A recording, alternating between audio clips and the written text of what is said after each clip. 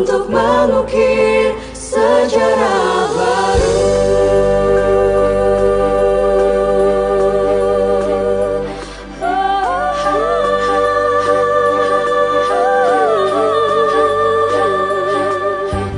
Mahasiswa, masa yang indah, berjuta kenangan dan cerita, bertabur impian dan harapan. Masa ini untuk menempa diri, raihlah ilmu dan jiwa pengabdi, siapkan diri untuk membangun negeri.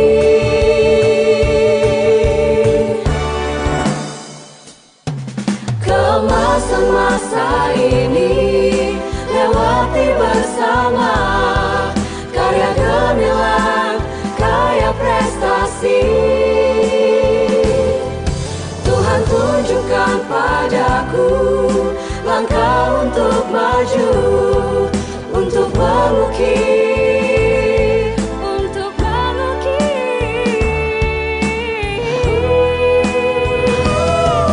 kemasan masa ini lewati bersama, karya gemilang, kaya prestasi. Tuhan tunjukkan padaku langkah untuk maju, untuk mengukir.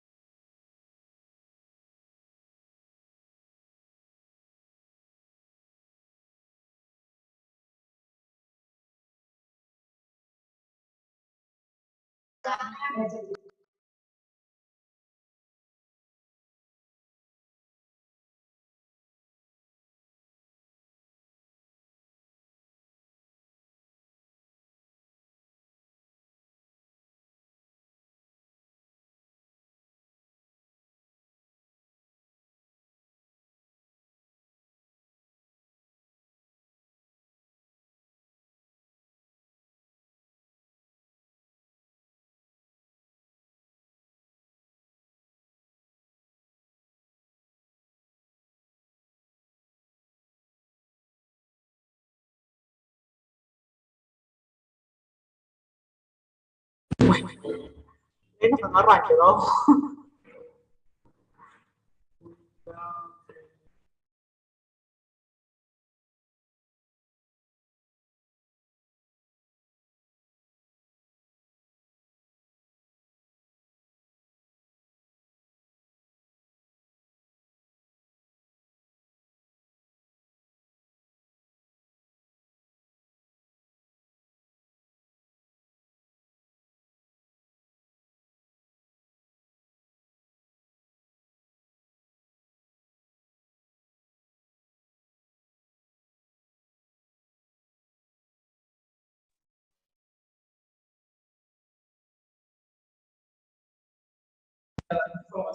Bagaimana caranya supaya bisa berinteraksi dengan anak-anak itu.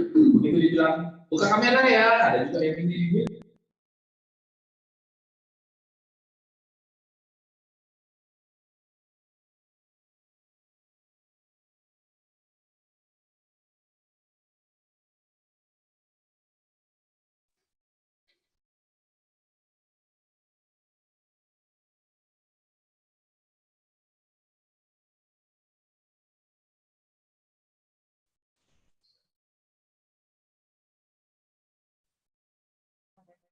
Anak-anak Harawi mau nangane kan? Nah,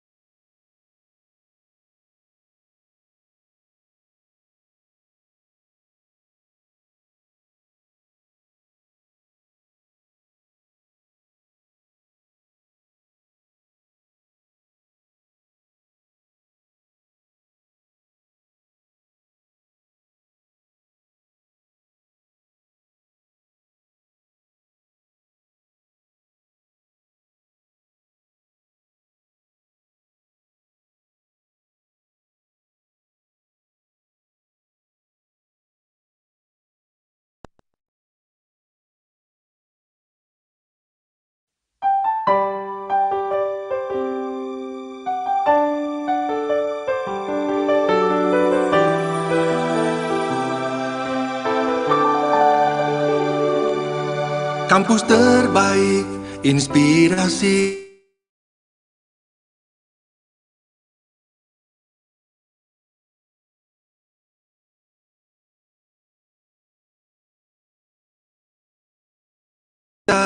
Kuatkan tujuan.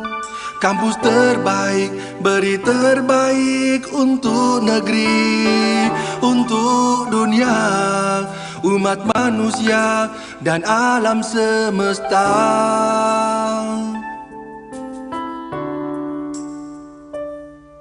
Mari bersama hadirkan masa depan dalam langkah dan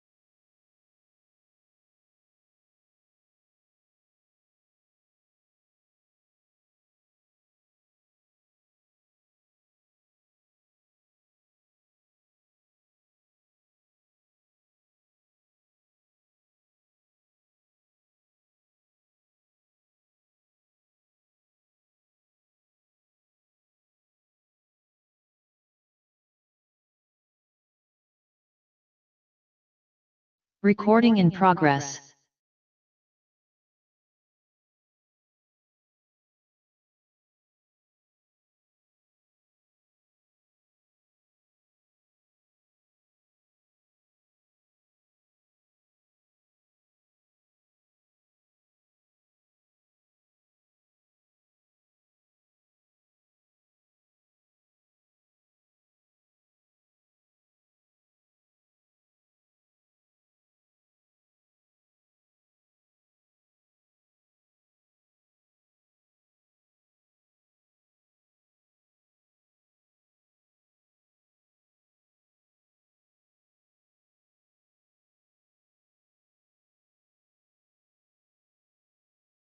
Hadirkan masa depan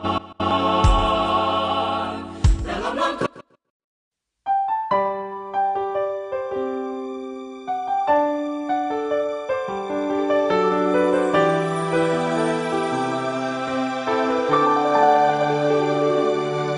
Kampus terbaik, inspirasi, tebarkan harapan. Kampus terbaik, inovasi, wujudkan impian. Kampus terbaik, integritas, kuatkan tujuan. Kampus terbaik, beri terbaik untuk negeri, untuk dunia, umat manusia dan alam semesta.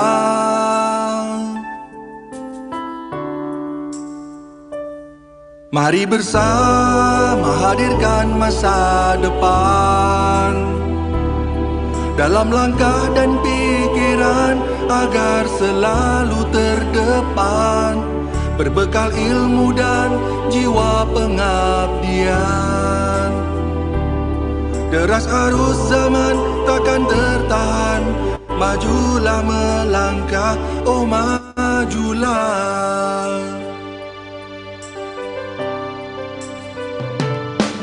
Kampus terbaik, inspirasi, tebarkan harapan.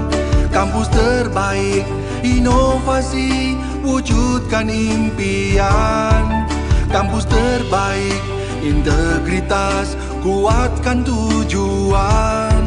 Kampus terbaik, beri terbaik untuk negeri, untuk dunia, umat manusia dan alam semesta. Mari bersama hadirkan masa depan dalam langkah dan pikiran agar selalu terdepan, berbekal ilmu dan jiwa pengabdian. Deras arus zaman takkan tertahan, majulah melangkah, oh majulah.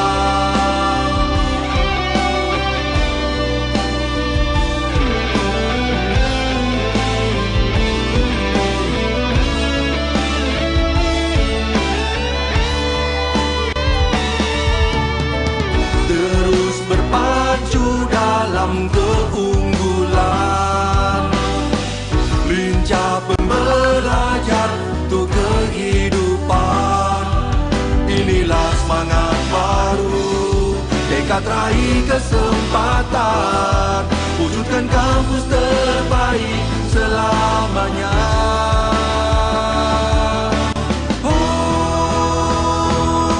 Mari bersama hadirkan masa depan dalam langkah dan pikiran agar selalu terdepan, berbekal ilmu dan jiwa pengabdian. Deras arus zaman takkan tertahan, majulah melangkah. Mari bersama hadirkan masa depan dalam langkah dan pikiran agar selalu terdepan, berbekal ilmu dan jiwa pengabdian. Deras arus zaman takkan tertahan, majulah melangkah, oh majulah. Wujudkan kampus terbaik selamanya, wujudkan kampus terbaik selamanya, wujudkan kampus terbaik selamanya, wujudkan kampus terbaik selamanya.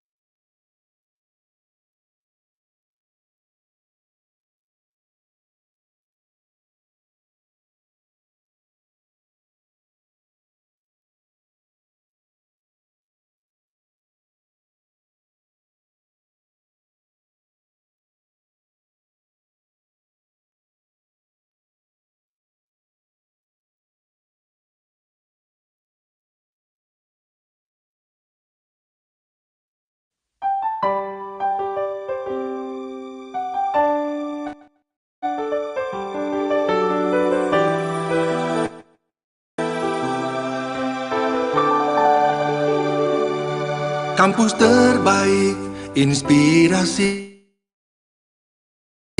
tebarkan harapan.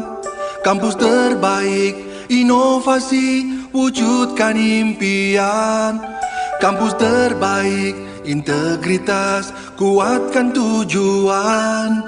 Kampus terbaik, beri terbaik untuk negeri, untuk dunia, umat manusia dan alam semesta.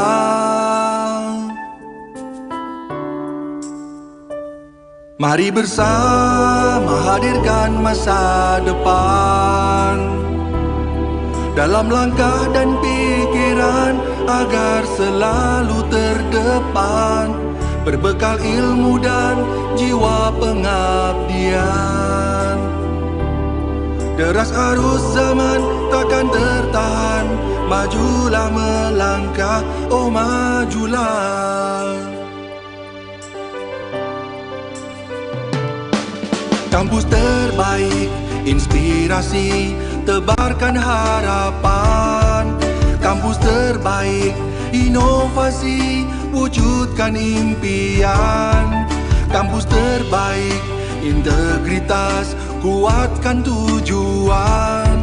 Kampus terbaik, beri terbaik untuk negeri, untuk dunia, umat manusia dan alam semesta.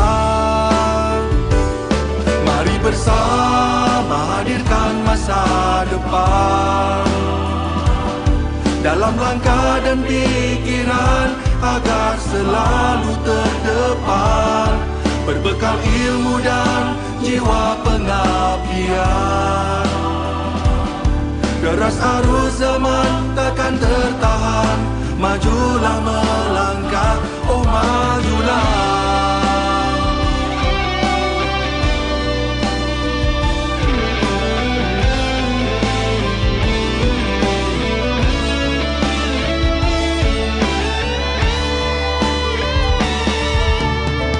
Terus berpacu dalam keunggulan, lincah pembelajar untuk kehidupan. Inilah semangat baru, tekad raih kesempatan, wujudkan kampus terbaik selamanya.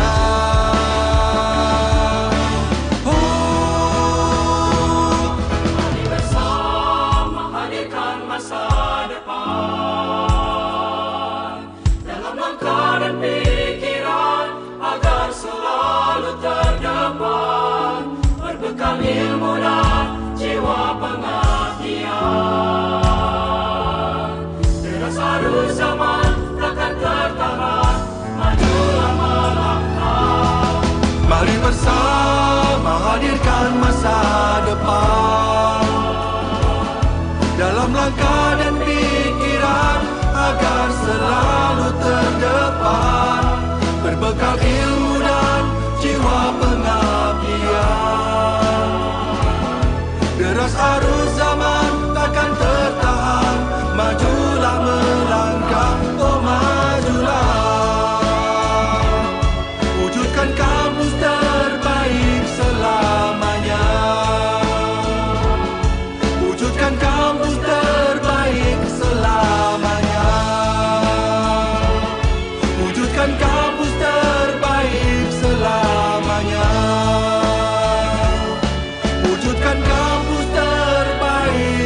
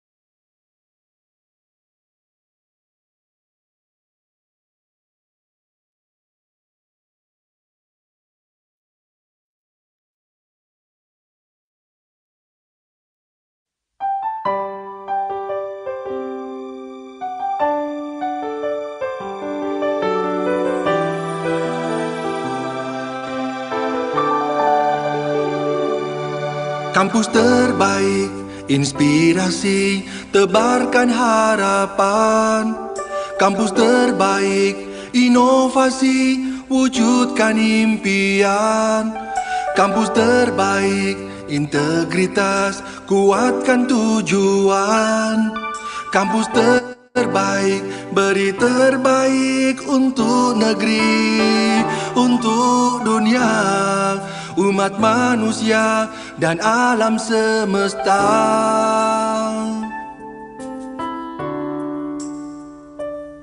Mari bersama hadirkan masa depan dalam langkah dan pikiran agar selalu terdepan, berbekal ilmu dan jiwa pengabdian.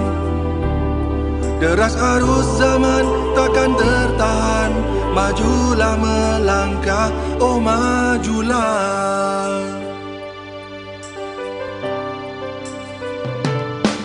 Kampus terbaik, inspirasi, tebarkan harapan. Kampus terbaik, inovasi, wujudkan impian. Kampus terbaik, integritas, kuatkan tujuan. Kampus terbaik, beri terbaik untuk negeri, untuk dunia, umat manusia, dan alam semesta. Mari bersama hadirkan masa depan dalam langkah dan pikiran agar selalu terdepan, berbekal ilmu dan jiwa pengabdian. Deras arus zaman takkan tertahan, majulah melangkah, oh majulah.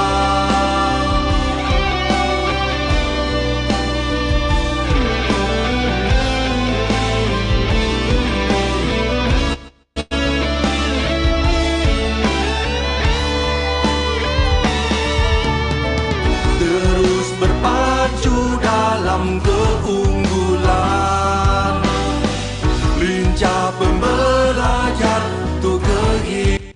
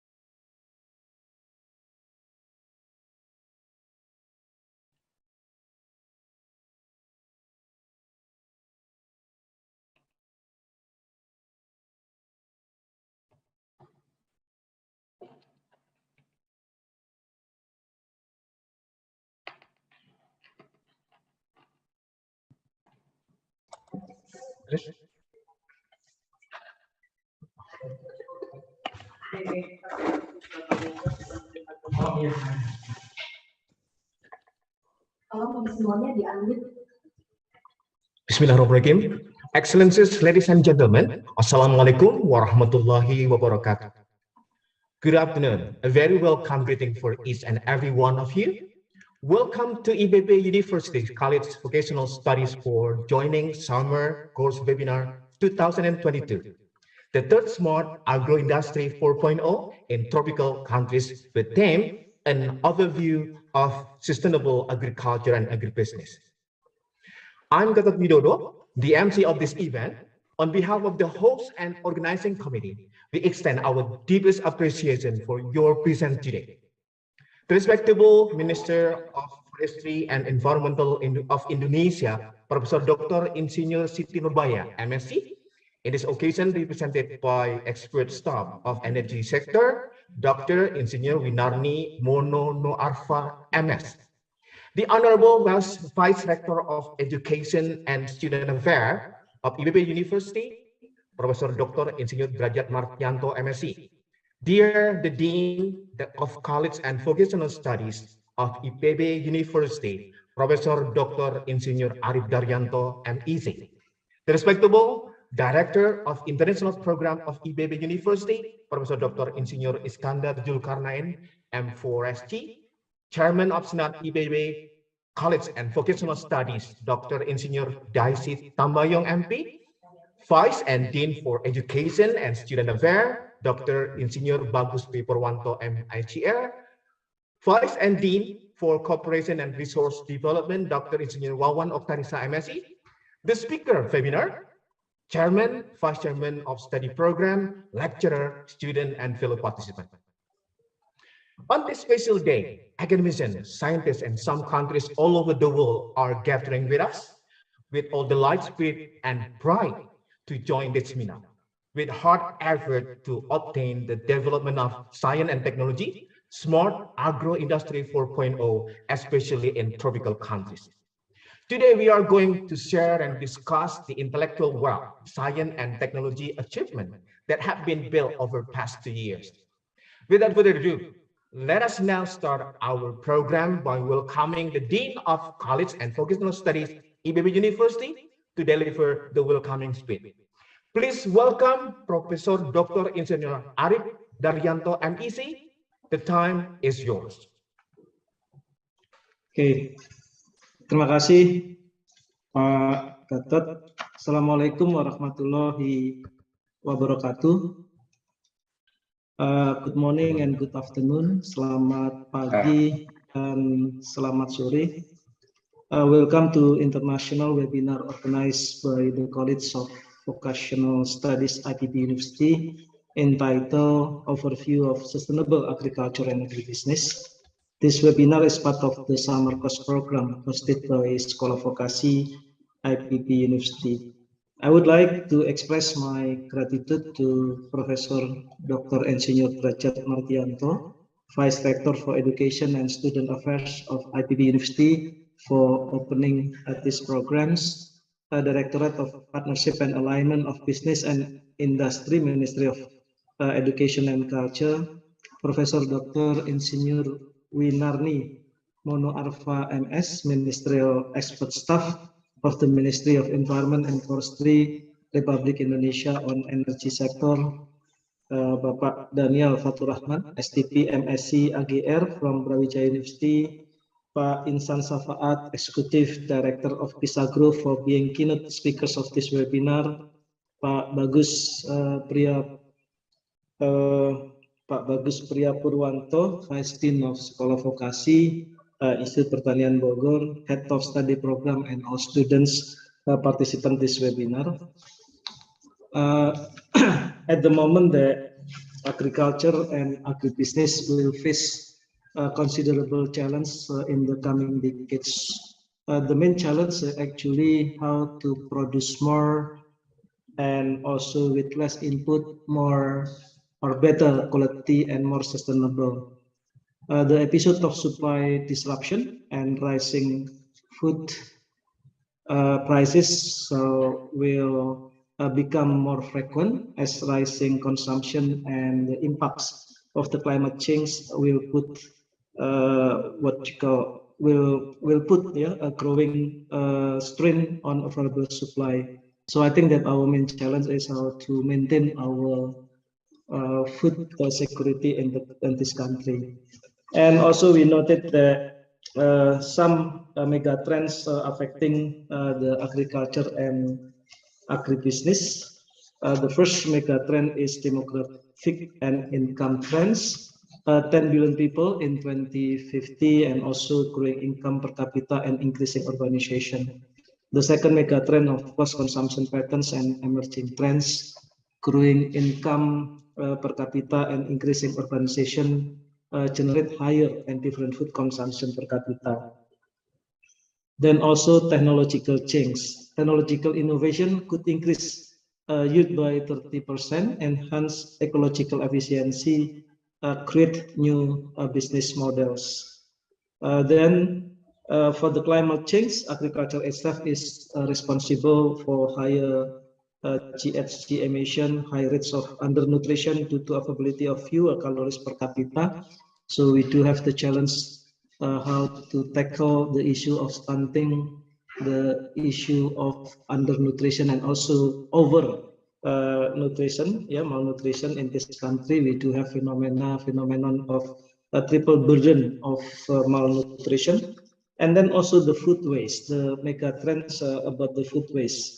We have 1/3 of the world food is being lost and wasted, with the characteristic in developing countries is more proportion happening in the food loss, but for the developed countries or urban society, more proportion on the food waste for the loot.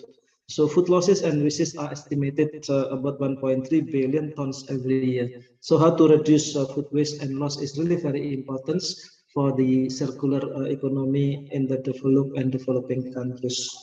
The last but not the least is the mega trends on competition for natural resources. Natural resources for agriculture will become even more scarce by 2050. About 70% of all water usage is meant for agriculture. So that's why I think that we do need to have a technology change, how to increase the use, how to enhance the ecological efficiency, and also create new business model. So that's why in this summer course, the students needed, to think about the business canvas model, how to tackle with the challenges in agribusiness and agriculture. Dear students and also distinguished participants, in the summer course programs, the students will be trained to prepare and develop excellent business proposal related to agribusiness and agriculture. At the end of these programs, a student would deliver an output of a business model canvas to prepare students to face the challenge of an era that demands entrepreneurship more advanced than before. With the mega trends that I mentioned, I think that we do need to have more creative entrepreneurships, how to create the value addition along the supply chains. So this is the main importance of the entrepreneurship skills to try to find more creative solution to the challenges faced by the agriculture and agribusiness. To end my speech, I want to share a quote from Bill Gates. I have seen firsthand that agricultural science has enormous potential to increase the yields of the small farmer and lift them out of hunger and poverty. So I guess that Bill Gates is try to appreciate the role of agriculture, and then the agriculture is really very important to achieve our SDG goals, Sustainable Development Goals. I hope for the speaker sharing, making this webinar more attractive and more practical or applied oriented.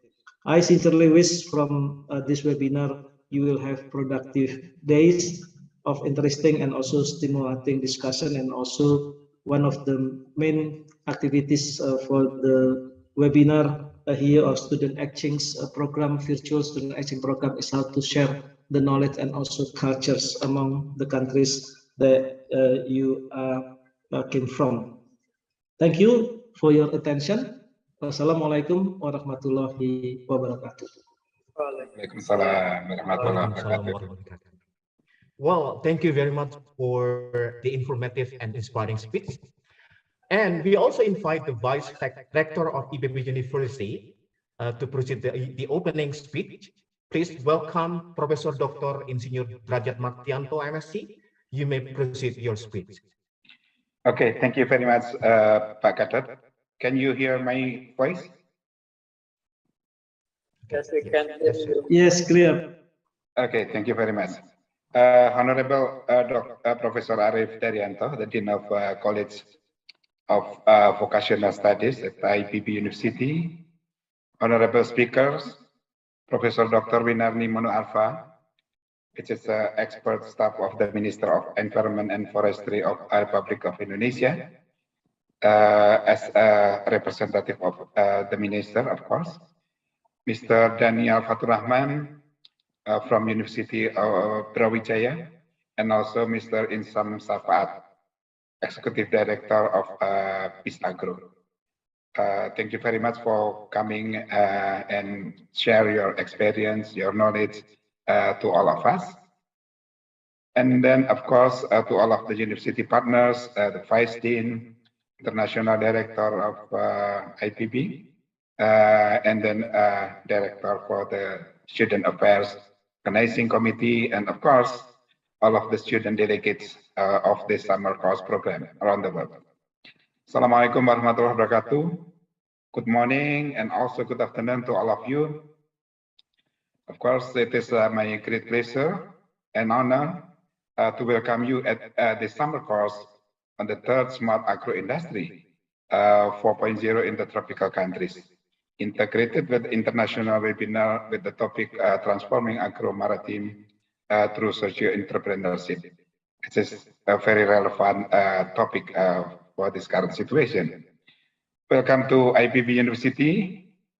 I'm pleased to present to you the third summer course program organized by the College of Vocational Studies of IPB University, which is designed for students around the world, not only to enrich academic profile and personal development, but also to improve their abilities in the global competition. So congratulations to the Dean and all of the organizing committee from Vocational School of IPB.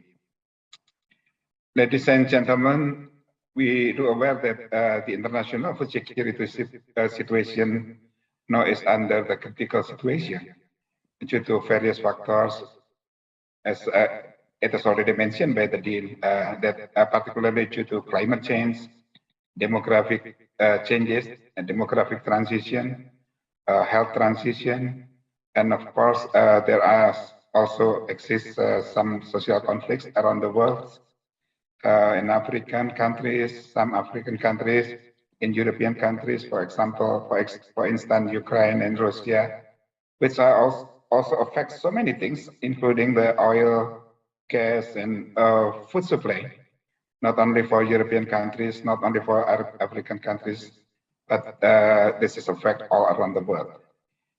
And at present, we are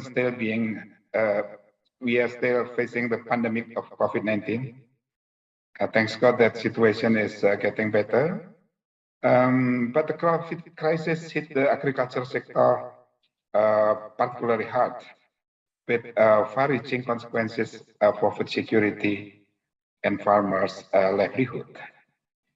With the outbreak of COVID-19, the government implemented, I think, government around the world, an emergency response and economic recovery plan to provide immediate relief to vulnerable groups, revive economic activity, and also reactive food supply chains and reduce import dependency due to the logistic problem. So there is a tendency for a scarcity and even a food crisis, especially during the current multi-causes problems, where there are quite high fluctuation in demand and supply due to the food scarcity and logistic problem. For this reason, it is necessary to explore optimally the potential of our ocean and land, of course, to produce sufficient food in sustainable way domestically.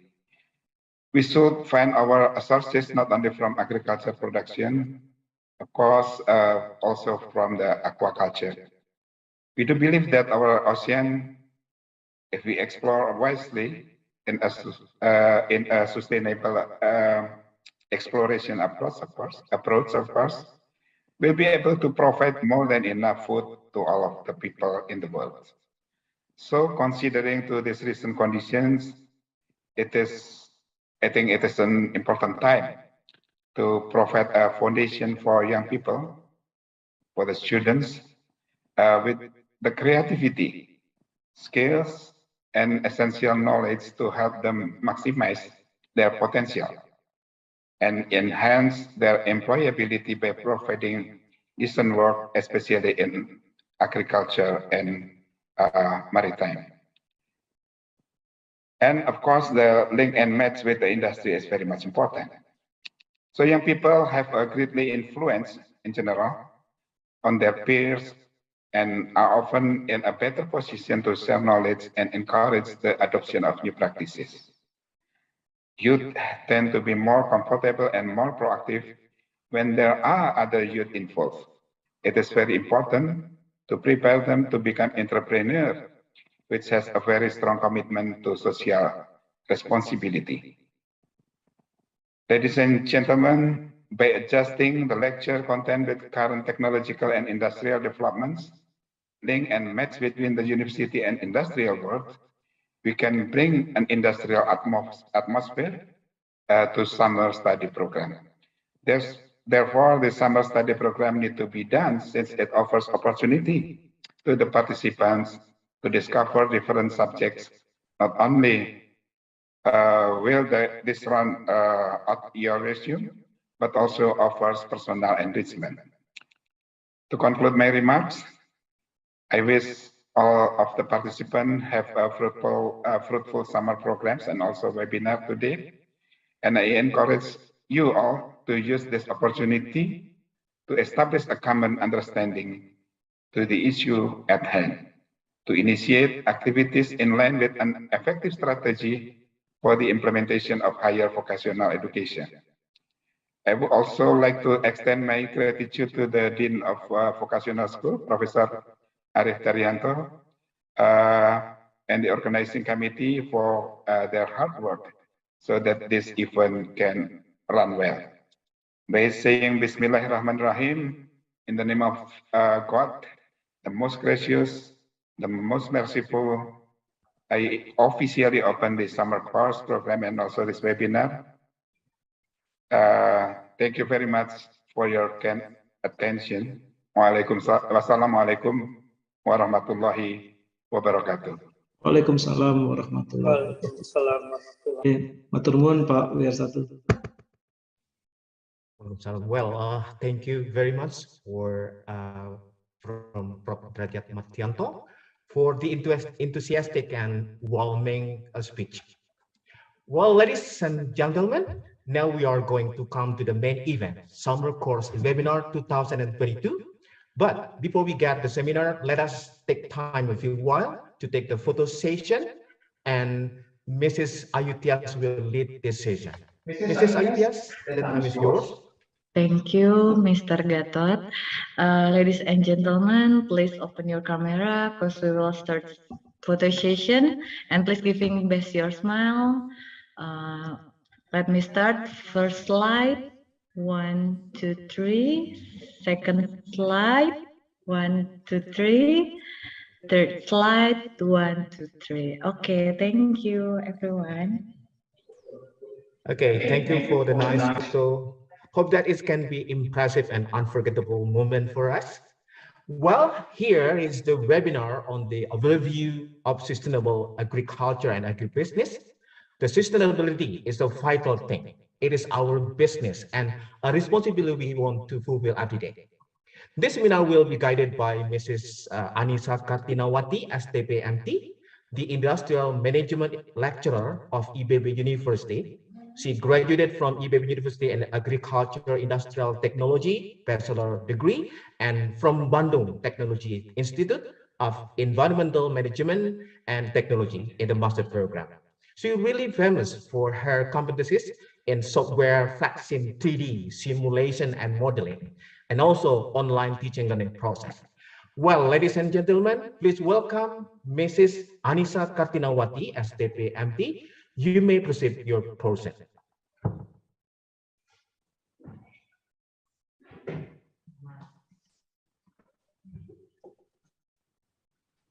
Okay, thank you, Mr. Gatot, for the introduction.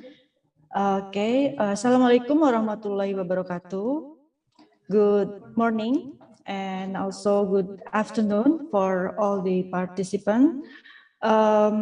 First of all, let me introduce myself. My name is Anissa Kartinawati, and let me be the moderator of today's webinar. And I am very pleased to be here and welcome all of you to this School of Vocational IPB International Webinar Series. Ladies and gentlemen, the topic of this international webinar series is about an overview of sustainable agriculture and agribusiness. And we have with us here 3 distinguished speakers. Yes, the first is speakers from Ministry of Environment and Forestry, and today will be represented by Professor Dr. Insinyur Winarni Monoarfa MS. She is the expert staff of the Minister of Environment and Forestry in the field of energy. Yes.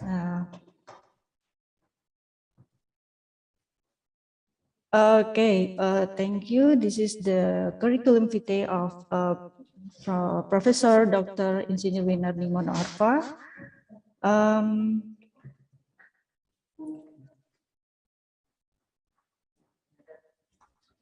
She is the energy expert staff of Environment and Forestry Ministry, and his educational background is from bachelor from Hasanuddin University, and also magister and also doctoral in year 2000 from Hasanuddin University.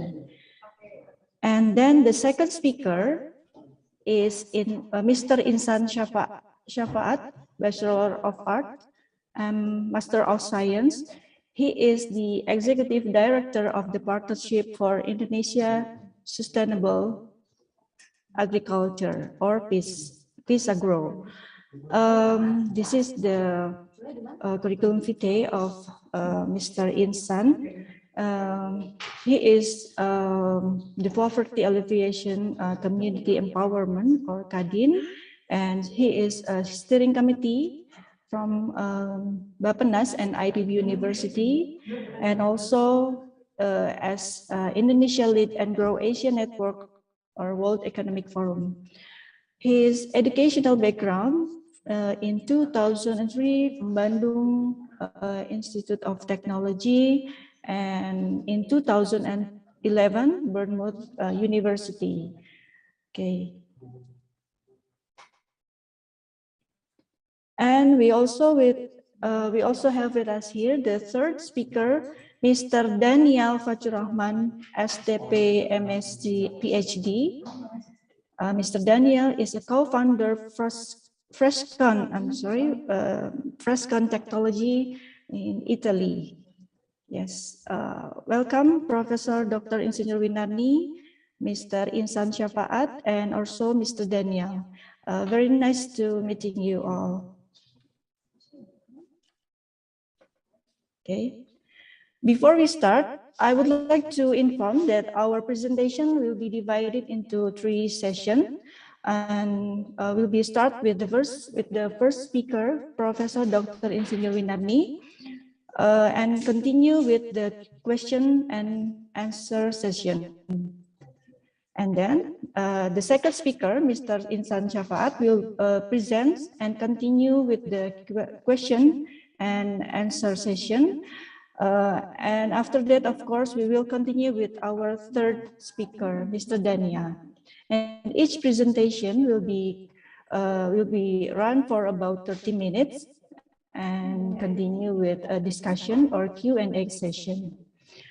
For participants, audience, and also students who have questions during the presentation, you have all of you have 2 options. First, write your question on the Zoom chat column, or you may click raise hand menu and ask the speaker directly after I mention your name. Okay, thank you. Okay, we are moving to our first presentation session, but before that, please allow me to introduce a slight background of our speaker.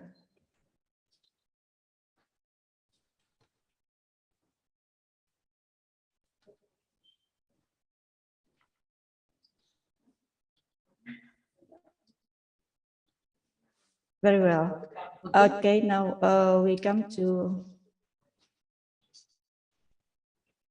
Okay, we are pleased to welcome the first speaker, Professor Dr. Insinyur Winarni Monoarfa, MS. Thank you. Good afternoon, Good Professor. afternoon, Anissa. Assalamualaikum. Bismillahirrahmanirrahim. Waalaikumsalam. Assalamualaikum warahmatullahi wabarakatuh. Good afternoon, ladies and gentlemen, distinguished participants, Vice Rector for Education and Student Affairs of IPB University, the Dean of IPB College of Vocational Studies, speakers of the summer course webinar, Mr. Insan Safaat and Mr. Daniel, Mr. Fatur Rahman, and all the participants of SV-IPB summer course webinar, the third Smart Agroindustry 4.0 in the tropical countries, transforming agro-maritime through sociopreneurship. I am Winarni Monoarfa, the expert staff of the Minister of Environment and Forestry in the energy sector. Today, I am representing the Minister, Ibu Profesor Dr. Insinyur Siti Nurbaya, Master of Science. Since Ibu Menteri is currently having a very important meeting that she has to attend. Apology from Ibu Profesor Siti Nurbaya, and the title of the presentation is the role of carbon stock in forest utilization and environmental sustainability.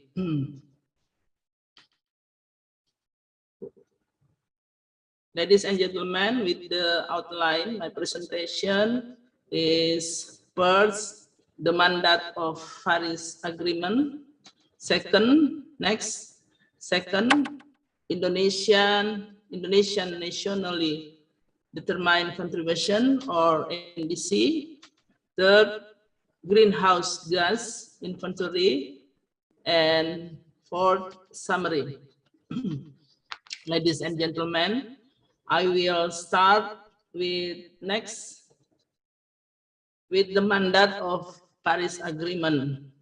The Paris Agreement is a monumental global agreement on tackling climate change. The commitment of individual countries is expressed through a nationally determined contribution or NDC for the period from 2020 to 2030. In addition to any action prior to 2020. The Paris Agreement is supported by 195 countries, and President Joko Widodo delivered a statement of the Climate Change Summit Conference of Parties or COP21. In 2015, in Paris, President Joko Widodo said that Indonesia committed to reducing emission by 29% below business as usual in 2030 and 41% with international cooperation. And then, as the representative of President Joko Widodo, the Minister of the Environment and Forestry, Ibu Profesor Siti Nurbaya, signed the Paris Agreement on climate change at high-level signing ceremony for the Paris Agreement held at UN headquarters in 2016 in New York. The minister emphasized that Indonesia prepared to become one of the 55 countries to ratify the agreement. The minister pointed out that Indonesia is fully aware that forestry and land use are among the most significant sectors in tackling climate change, not least because 65% of Indonesia's total area of 187 million kilometers square is covered in forests, which are mostly rich in biodiversity. Next, ladies and gentlemen, nationally determined contribution, or NDC, is an essential part of the Paris Agreement that contains a nation commitment under the United Nations Framework Convention on Climate Change, or UNFCCC. Next, the conjunction of the COP22 UNFCCC in 2016, Indonesia submitted the nationally determined contribution, or NDC, document to the UNFCCC, which is elaboration of and replacing the intended nationally determined contribution, or NDC, document, which was submitted to the UNFCCC Secretariat before COP21. In accordance with the mandate of the 1945 Constitution, everyone is entitled to a decent and healthy life. This implementation of NDC is in line with Nawacita National Development Agenda, which mandated to intensify international cooperation of global problems, including climate change. Additionally, Nawacita also mandated to assure that the issue of climate change will not only be an environmental issue, but also nationally economic issue. Ladies and gentlemen, one of the government concrete action to implement the nationally determined contribution or NDC and achieve its target was developing the NDC roadmap. This is a clear evidence of follow-up action of the Paris Agreement and reference for stakeholders to carry out mitigation measures. The roadmap doesn't only elaborate activity that contribute to achieving NDC emission reduction target, but also the potential and recruitment of policies, funding, technology, and capacity to implement NDC. The active participation of local government, private sector, financial institution, and the community plays an important role in achieving Indonesia NDC target. During global economic contraction due to the COVID-19 pandemic, Indonesia has strengthened its climate commitment through the updated NDC, which was submitted to the UNFCCC on 22 July with a fair emission reduction target and strengthening alignment between climate goals and the country development goals. Next, Indonesia long-term strategy for low carbon and climate resilience 2050. Responding to Paris Agreement mandate, Indonesia submit long-term strategy for low carbon and climate resilience 2050, which aim to contribute to global goal and to exceed national development objective, taking into consideration the balance between emission reduction, economic growth, justice, and climate resilience development. Ladies and gentlemen, we move to Indonesia Nationally Determined Contribution updated 2021. According to updated NDC, Indonesia is betting on the forestry and land use sector and the energy sector to contribute the most to the emission reduction target, with the forestry and land use sector accounting for 24.1% of the figure, and the energy sector contributed 15.5%. Forestry sector received the largest emission reduction target. The government has a goal that the forestry sector can go beyond carbon neutrality to become a carbon nexting by 2030. Strategy, next, strategy of NDC mitigation roadmap. Next, NDC of forestry sector, sustainable forest management include reduced impact logging. And third, greenhouse inventory. Recording stopped. Indonesia's seriousness in dealing with climate change issues is reflected in the invitation Recording in progress. Nexting 2030. This commitment is a declaration of achievement reducing greenhouse gas emission in the forestry sector and other land use, a condition where the absorption level is already balanced, even higher than the emission level of the related sector in 2030. And finally, next, and the last conclusion, I want to presentation with the summary as follows. First, current condition require carbon stock in biomass, mineral or fossil fuel must be kept from emitting and even have to increase carbon stock by removing carbon in the atmosphere to the earth.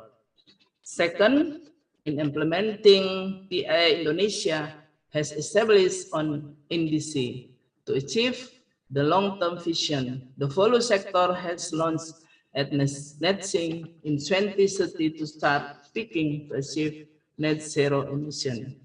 Third, carbon stock of forests and other land use should be enhanced from now on to reach a Netsing in 2030. Fourth, sustainable forest management have significant role in enhancing carbon stock. More than 50% of NDC mitigation area are related to sustainable forest management. And increase in carbon stock can be characterized by an increase in vegetation cover and the forest fires, especially in peatlands. Thank you very much.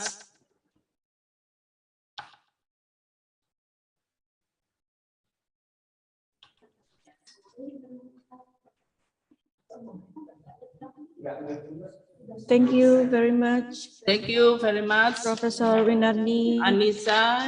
Yes. Yes. I apologize for having to leave this webinar after the presentation because I have a very important event to attend. If you have any question, you can give them the committee and we will respond in writing. Once again, many thanks. Assalamualaikum warahmatullahi wabarakatuh. Waalaikumsalam warahmatullahi wabarakatuh. Okay, thank you. It was a very informative presentation from Professor Winani about the role of carbon stock in forest utilization and environmental sustainability. Thank you, thank you, Professor. And for our audience, our participants, would you give applause to our wonderful speaker for today by clicking the clapping symbol? Thank you.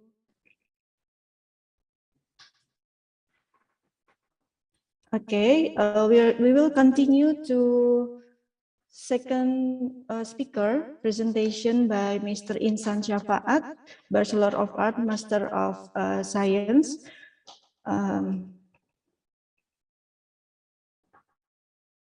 Okay, Mr. Insan, good afternoon. Hello. Hello. Yeah. Good afternoon. Good morning. Can you hear me? Good dosen? Morning. Yeah.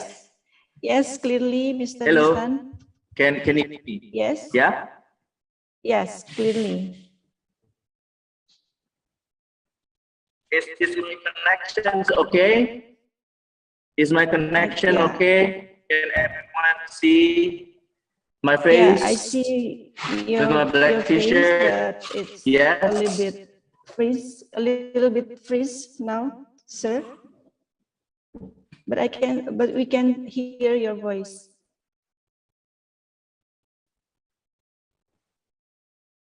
Okay, how about now? Is it okay? I can hear you. Okay. Okay.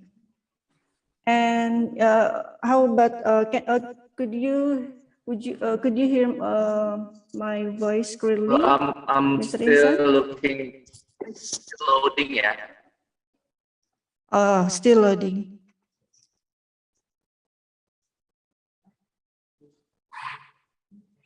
Yes. Okay, ladies and gentlemen, we will continue the presentation. The second speaker. Okay, let me move. Syafaat. Let me change to. Wait a second. Ini. Sekarang bisa kedengaran nggak? There you are. Yes. Hello. Hello. Hello. Okay. Yes. Can you hear me now? Yes, I can hear you. I can hear you, and your picture is moving now. Okay. Okay. So apologies for that. A little bit freeze. So apologies for that. I'm on the way to the other city, so without probably bad reception. But I'm hoping that everyone can see me now, yeah? Because I can see your video are moving. So I hope that my video is moving. Yeah? Okay. So I'll start with, first off, thank you so much. I think I would go with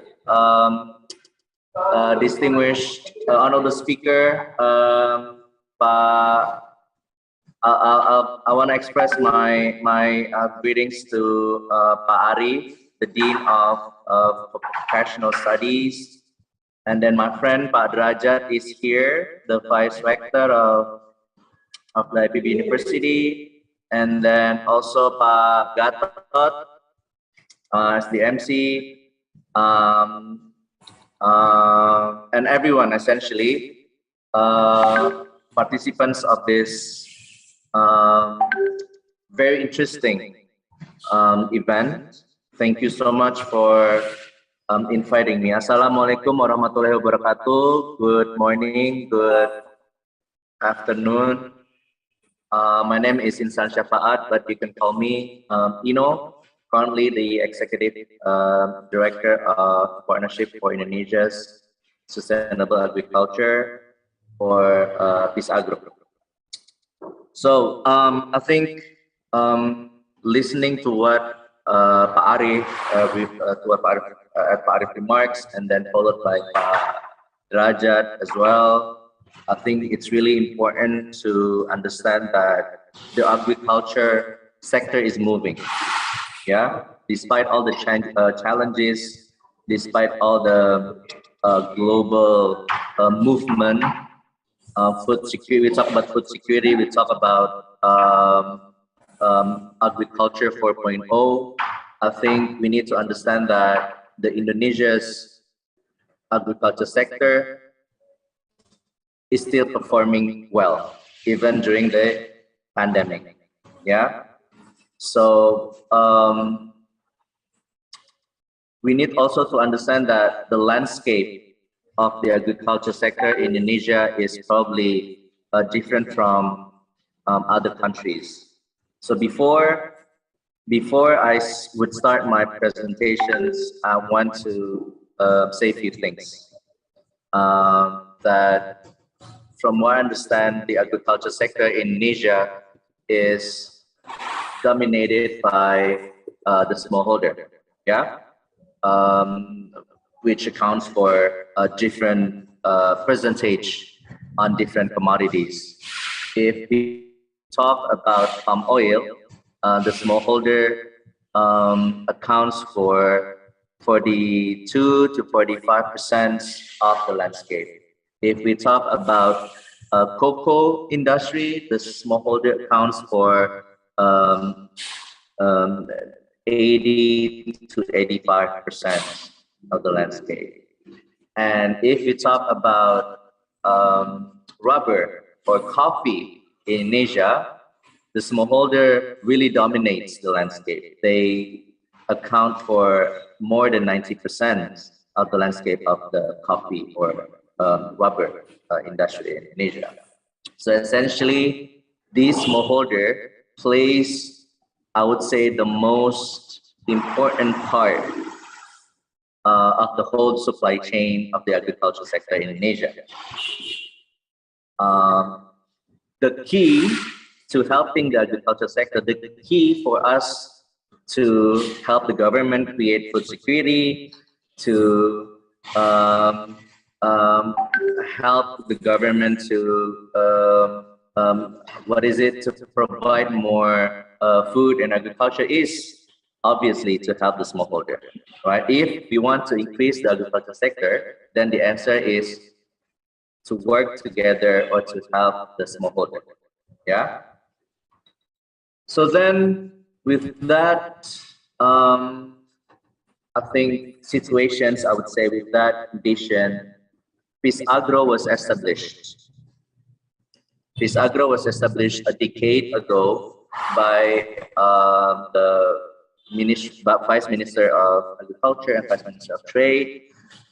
It was, I think, Pak Bayu Krishnamurti as the Ministry of Vice Minister of Agriculture, and then Pak Mahendra Siregar was the Vice Minister of Trade, along with 6 founders. You can see on the screen there, along the 6-7 founders there, established what we call Agro.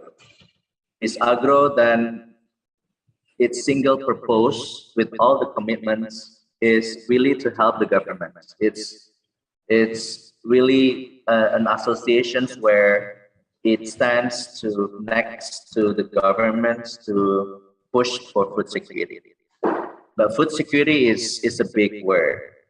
Agro, the way that we do it is we focus on the smallholder, because as I said, it's really the key, right, to helping the sector.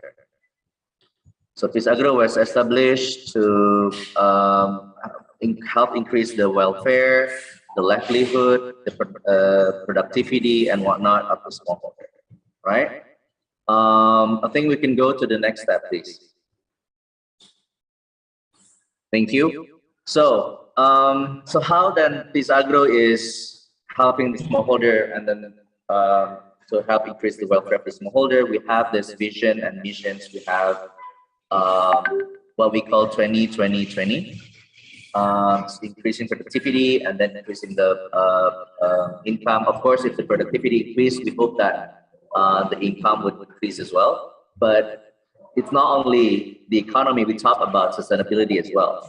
We help the small, on the supply chain. on the environment, which is more important because we want to increase impact on the economy, but we want to reduce impact on the environment. Yeah, and this whole vision is then translated into programs that I'm going to present later on the later slides. Next to the vision, as you can see, is a more global effort of what this Agro is doing. We are trying to align ourselves with more global efforts. You can see there Food Action Alliance. You can see, of course, we want to align with World Economic Forum. We want to align with UN SDGs with its 17 proposals, right? Components. So those are the way that we're doing it. So next slide, please. This is just a number because we essentially are working with smallholder. We have targets. My homework is to engage or to work with at least 2 million smallholder. Although the current condition, the existing smallholder in Indonesia are about more than 33, probably nearly 35 million smallholder. But now that we're doing it because it's a private-led associations, we don't want to get very ambitious. We have a target of 2 million smallholder, and now we're already more than 1.7. Yeah, across Indonesia, coming from multi-commodities. What commodities that we're doing? If you can go to the next slide, please. So Peace Agro is working on 13. We have 13 working groups, but we focus on only 11 commodities. As you can see there, from cattle to soy. But we also have 2 cross-cutting working groups. Yeah, you can see agri-finance and of course the vocational training, where we work closely with the Ministry of Agriculture, essentially the BPP SDMP, yeah, with the Pobang, with the School of Vocational Schools,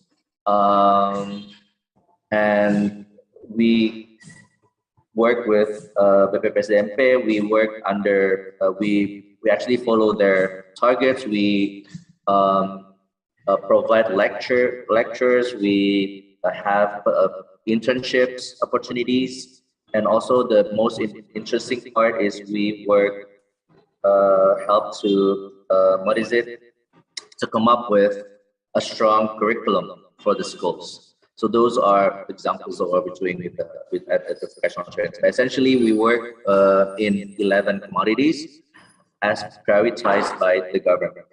Yeah, and if you can go to the next slide, please. This is very short. These are our members now. Essentially, Peace Agro is a private-led associations. Even if it's led by the private sector, we welcome different kind of organization, institutions or companies. We welcome even, as you can see there, NGOs as well and startups, because we believe that startups are now providing more solutions to enhance the partnership model that we're doing altogether. If you go to the next slide, please. This is, I think, the slide that I want to have more time with everyone, Bapak Ibu, ladies and gentlemen.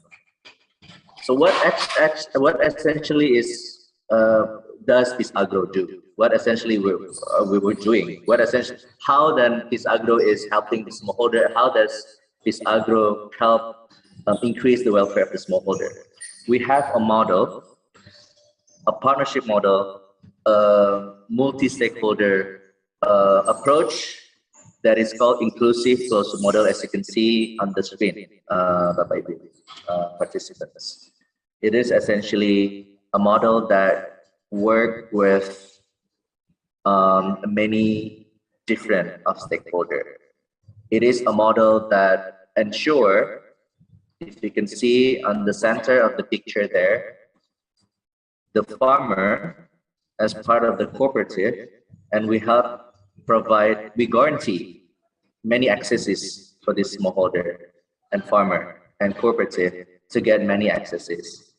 For instance, access to input materials where they can get seedlings or fertilizer, right?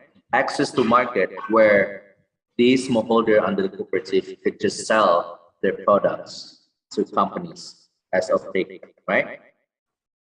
Access to capacity building, because we would want to train smallholder. We want to increase their capacity. We want to make them understand that sustainability is important. We want to ensure that good agriculture practices are well implemented by these, by our friends, smallholder and cooperative, right? And the last one is access to finance, because helping the smallholder is not an easy task. It requires lots of investment. It's costly.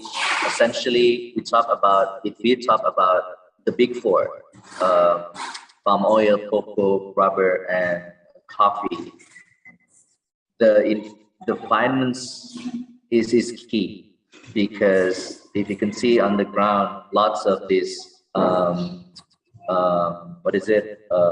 farmer need replanting, right? And lots of these commodities need replanting in the ground, and it is not a cheap investment, right? It's a big investment.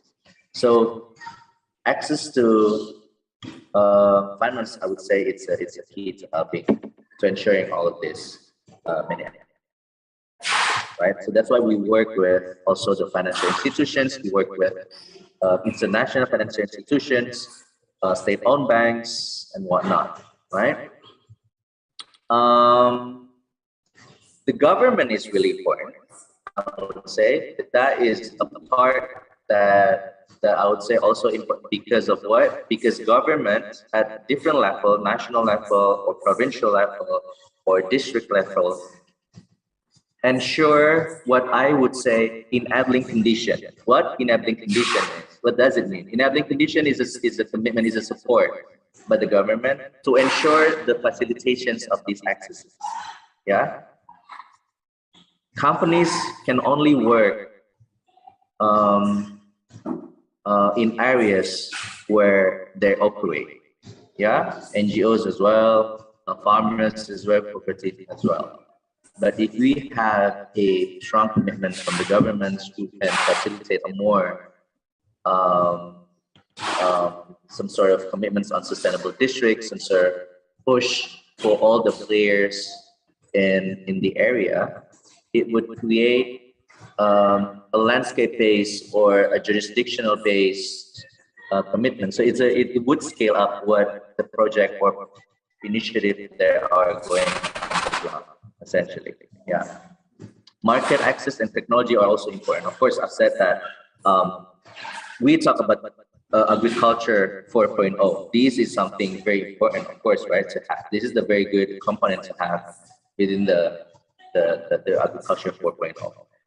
And despite that, all the big companies that now are going towards those steps, we working, as I said, working with many startups. Startup provide these solutions, perhaps ag tech, digital payments, and whatnot. It's something that help the agriculture sector to move towards the 4.0 faster and faster, right? And I think I would say insurance as well. Many of this model, which translated into many programs as well, require what we call crop insurance, of course, because companies are not always able to become the guarantor of the partnerships. So the existence of insurance, the existence of other stakeholders are important to enhance this model. So those are a bit of inclusive closed loop, yeah. And now I'm going to give you a very good example of this model that has become a national project, and that has been encouraged by the from the President Jokowi down to the governments of different levels as well. So if you can go to the next slide, please.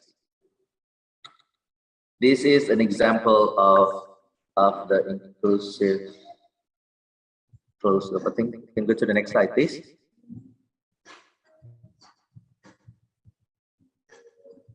Yes, okay.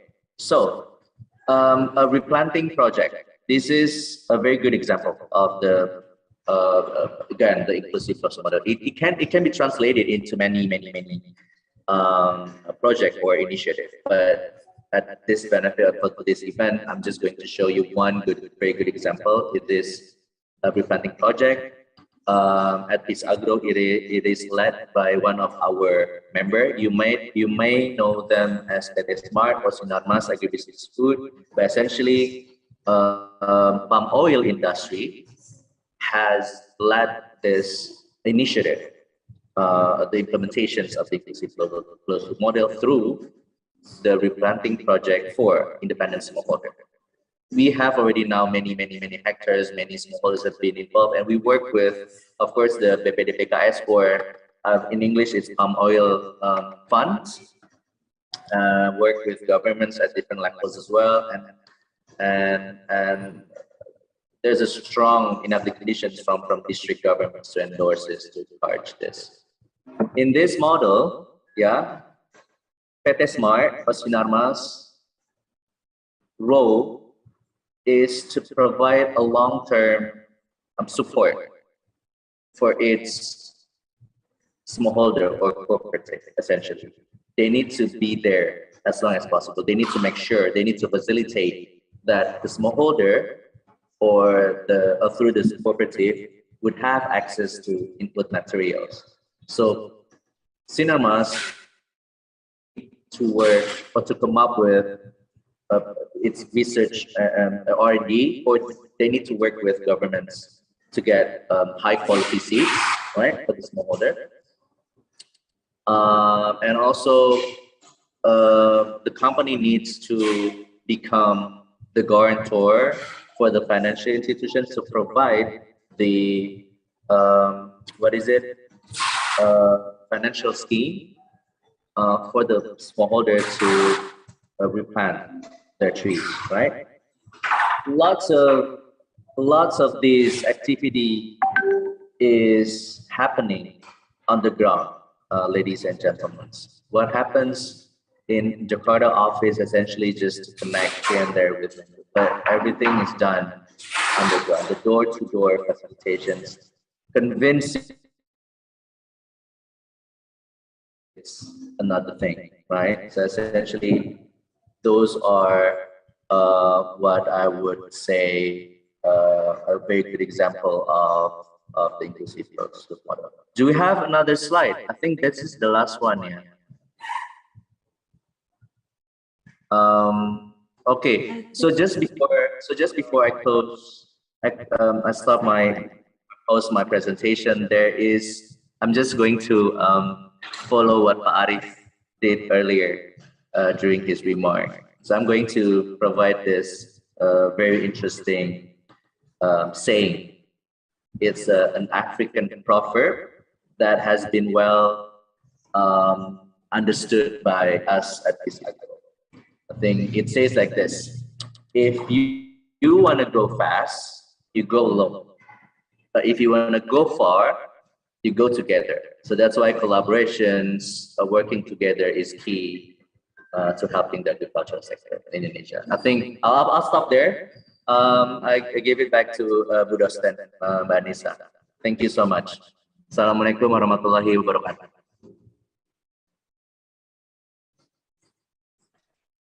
Waalaikumsalam warahmatullahi wabarakatuh. Okay, thank you, Mr. Insan. That was very informative and also open our knowledge, because the audience is also our students from IPB and also students from other country. And It is, thank you for the presentation about sustainable agriculture. Yeah. Okay, the title is Improving the Livelihood of Smallholders Through Multi-Stakeholder Partnership. Okay, from your presentation, I also agree that to increase the agriculture, we have to work together with smallholder. Yes, and Peace Agro what Peace Agro did from decade ago.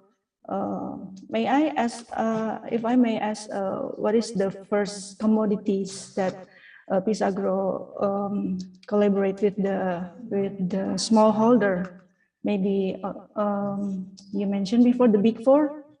Yeah, so it's a very good question. I think the Big Four, I think those are the first that can implement the inclusive closed loop model of this partnership well, because it's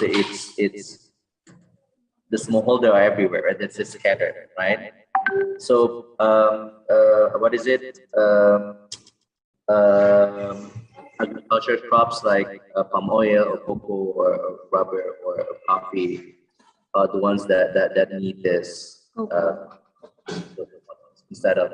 We also work with potato, also work with rice, cattle, dairy, and whatnot. Some of these commodities are now trying to implement inclusive closed loop. Some are done well. Some are ready to implement this. Some are now still under progress of trying to create an inclusive closed loop model. Yeah. I hope that answers. Yeah, the total is 13. Yeah, and now is already 13 communities that Peace Agro help the. Yeah, I think I use the word help our collaborating with the smallholder to improve to increase the productivity and also farmers' income. Yeah. Okay. Now we are come to discussion session. Mr. Insan, if we still have time to answer the question from the participants. Yes. Okay. The participants from this is already one participant who want to ask. Lutfi Septia, please, you may deliver your question directly to Mr. Instan. Okay, thank you, Miss. Okay, sir, thank you for your outstanding presentation. I want to ask you about the vision of Peace Agro. One of the visions of Peace Agro is replanting low productivity plants. And in Indonesia, especially in rural areas, many farmers are refusing to plant some plants that cannot give some money, right? My question is how to convince farmers in Indonesia to want to plant low productivity plants? Thank you, sir. It's a very good. Shall I just answer it now, or do we want to have more questions, Mbak Nisa, Bu dosen?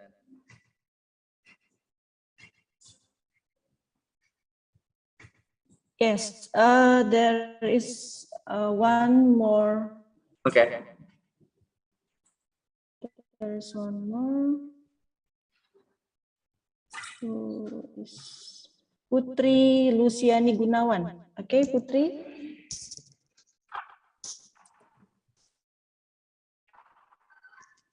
Putri Luciani Gunawan from Sekolah Vokasi, College of Vocational. You may deliver your question directly.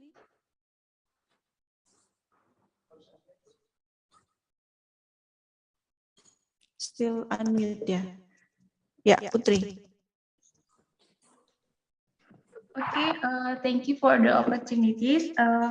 Saying that agricultural land has decreasing due to development such as housing development or factories, is there any solution from Pisagro to solve the problem or to keep the agro-industry sector sustainable? That's it. Thank you. Sorry, can you repeat the question, Mbak Putri? Sorry. Seeing that agricultural land has decreasing due to development such as housing development or factories, is there any solution from Pisagro to solve the problem or to keep the agro-industry sector sustainable? Right. Thank you. Should we have another one, Nisa, or just? Okay, maybe one more, sir, from Prasetyo Budi. Okay, thank you for the time. Previously, I came from an area that has a great agriculture potential, but farmers in my area can focus on one plant. So every season they change their plants with the excuse that their crops will not fail. How do these farmers can survive in the current condition with such a part? Thank you.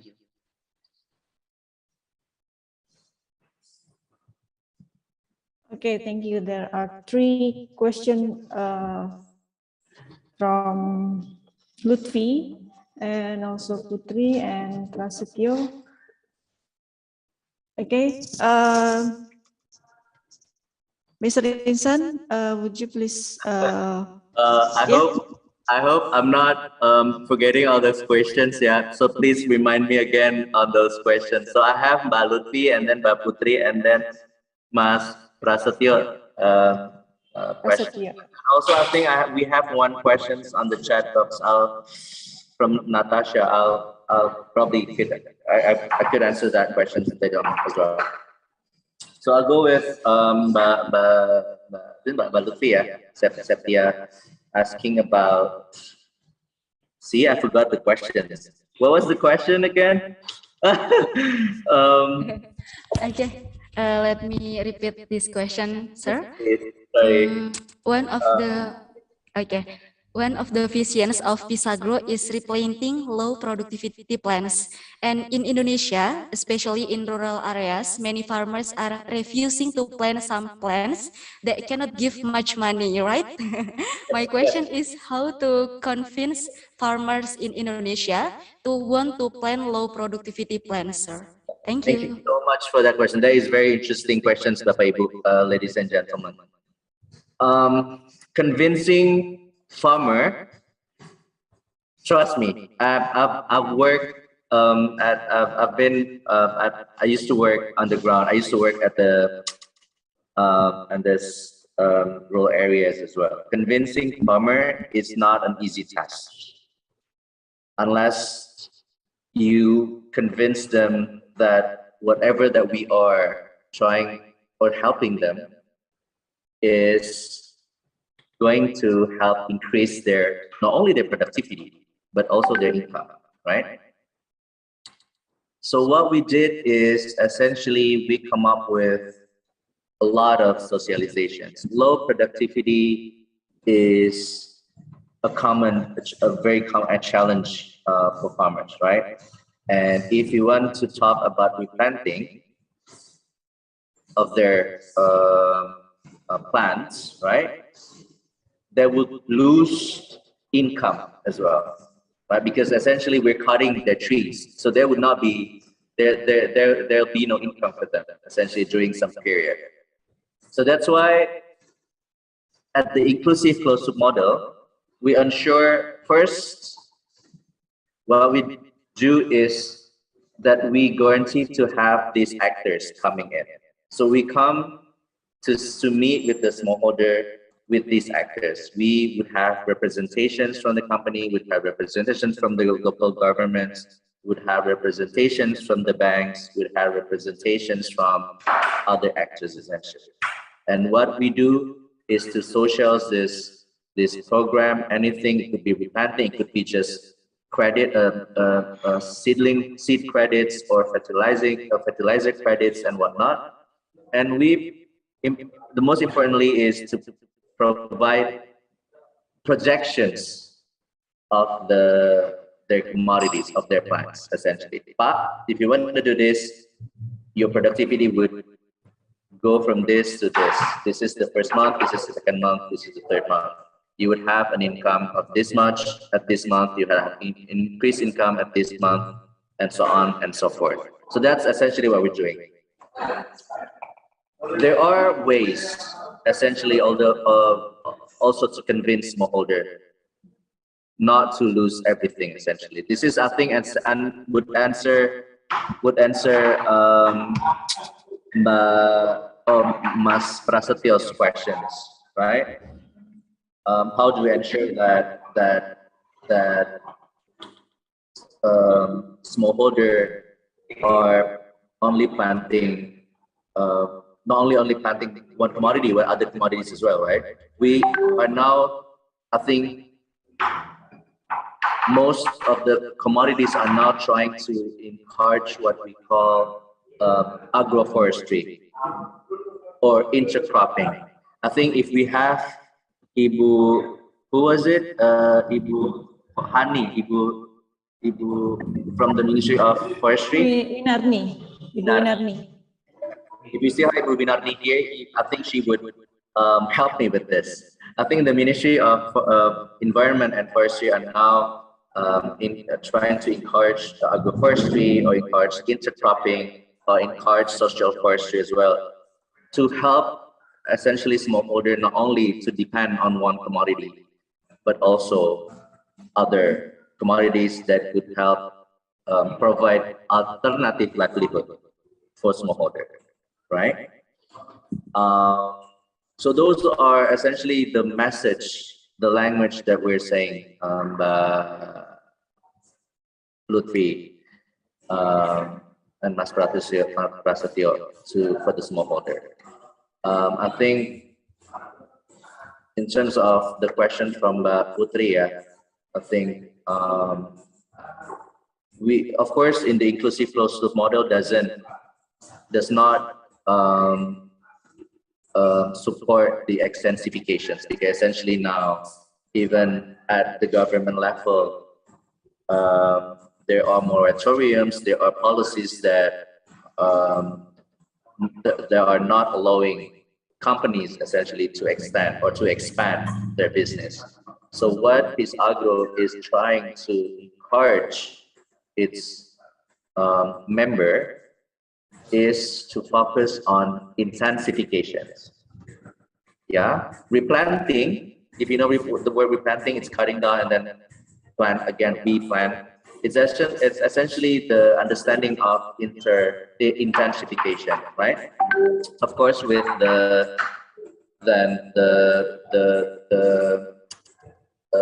climate smart agriculture, with forestry, with the intercropping, these things then would I believe that this would help increase the productivity as well, because essentially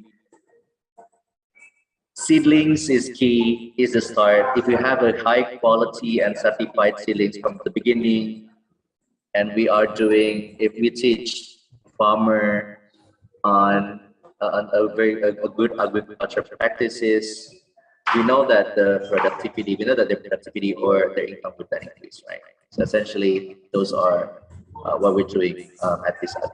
I hope that answers. Yeah, I'm not sure, Mas Prasetyo, does my answer answer your question or not? But please ask more questions if you feel like not answering that question. And now I'm going to Natasha's questions. The chat box she is asking is, how does Peace Agro convince private sector such as Sinanos to collaborate on participation in this action as many sectors is profit-oriented tools? This is a very interesting question, Natasha. As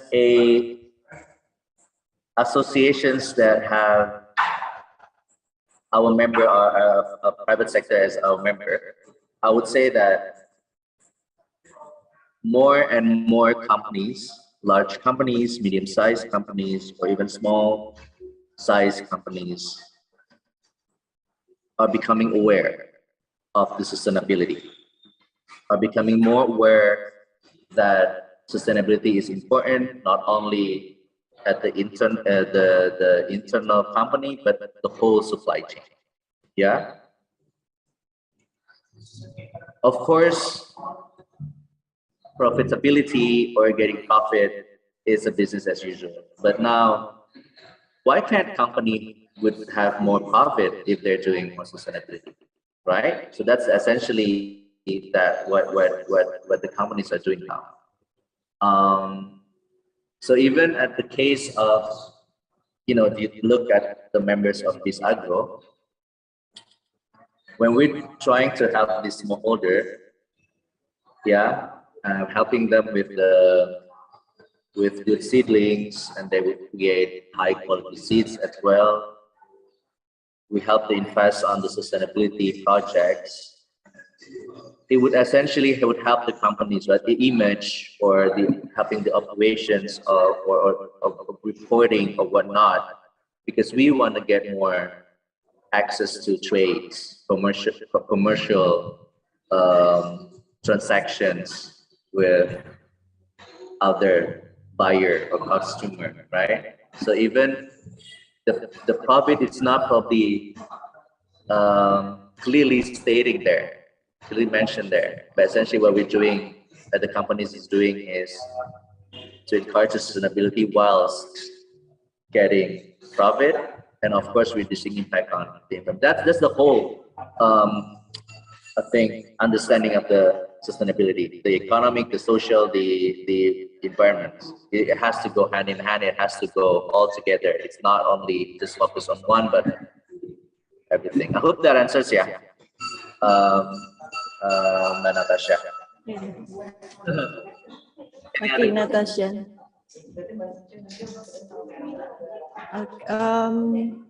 Last question from Putri, I think Putri Luciani.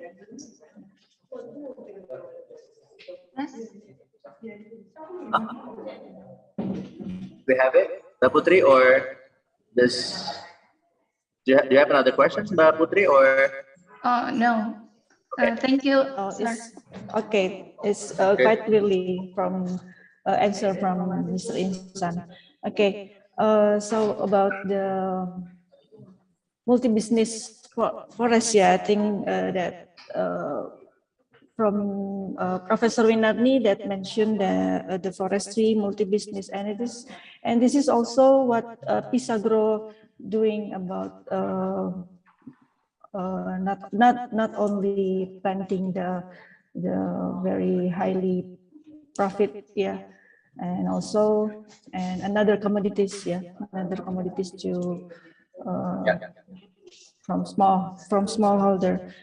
Okay, another before we continue question and answer session, I have to inform that to all to the participant, if there's any question delivered to Professor Winarni, you may also write it down on the chat box, and we, the committee, will deliver it to Professor Winarni. Okay, maybe there is more participants or students who wants to ask about sustainable agriculture, or about Peace Agro, or about what is the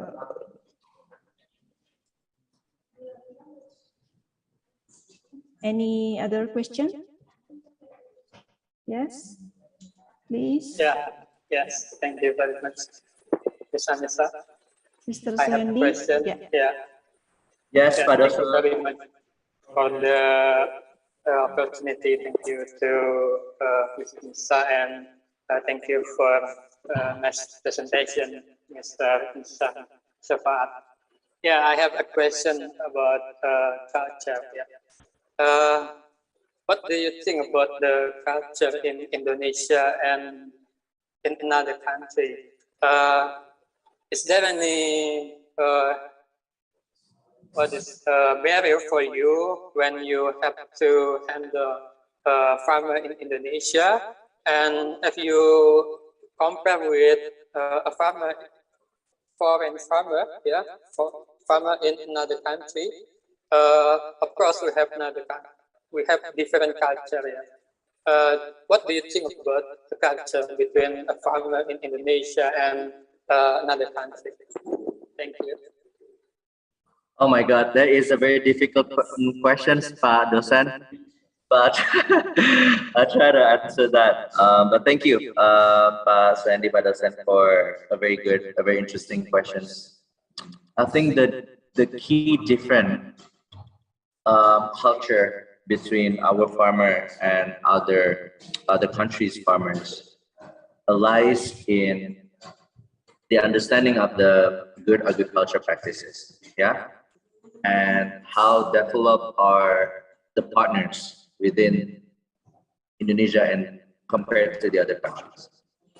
So what I'm saying is, for certain commodities in Indonesia, farmers are smart. Farmers, we don't really, from my experience, convincing farmers is more difficult than convincing people with ties and good dresses, right?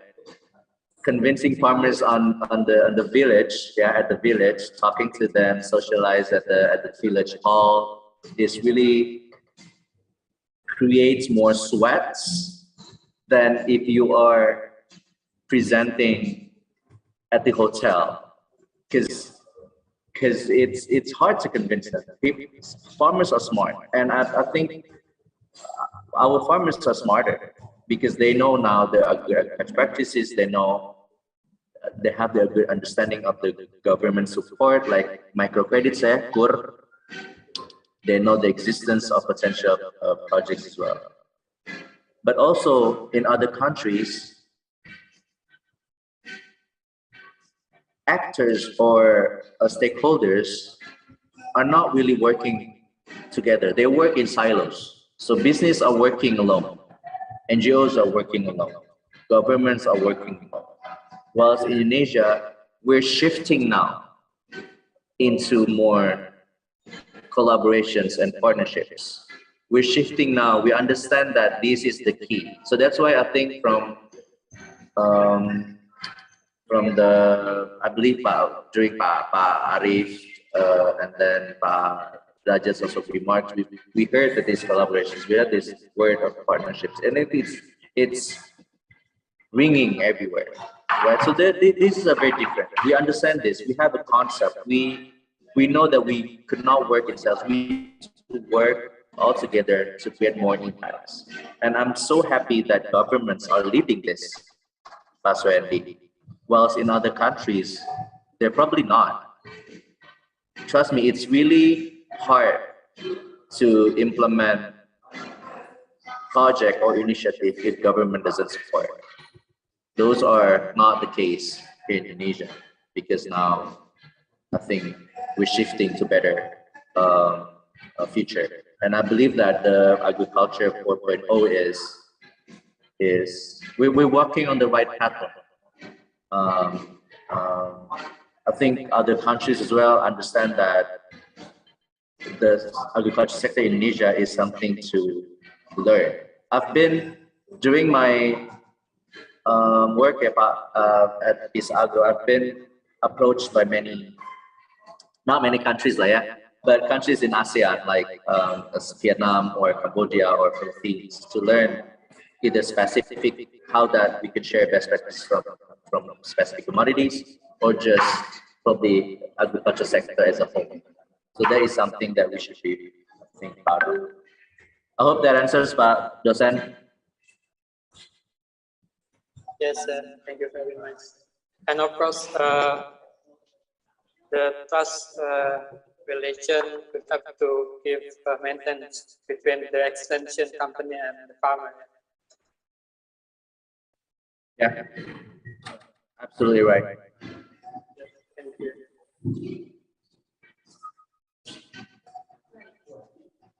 Thank you, Mr. Suhendi and Mr. Iksan. Yeah, so maybe in Indonesia we have to speak with their local language to address like local yes, when you present or when you talk with or when you discuss with the farmers. I think it is yeah. Okay, maybe Mr. Suhendi questions is our last maybe is our last question from participants and also the committee. Before we end the discussion or question and answer session, maybe I believe there is a closing remark or closing statement from you, Mr. Instan, about the sustainable agriculture, about the Pisagro. What is maybe you can wrap up about one or two statements. Closing statement, sir. Closing remarks about the topic. Oh, for me. Yes. For me or? Yes. Sorry, I couldn't hear you. Yeah. Vanessa, are you asking me?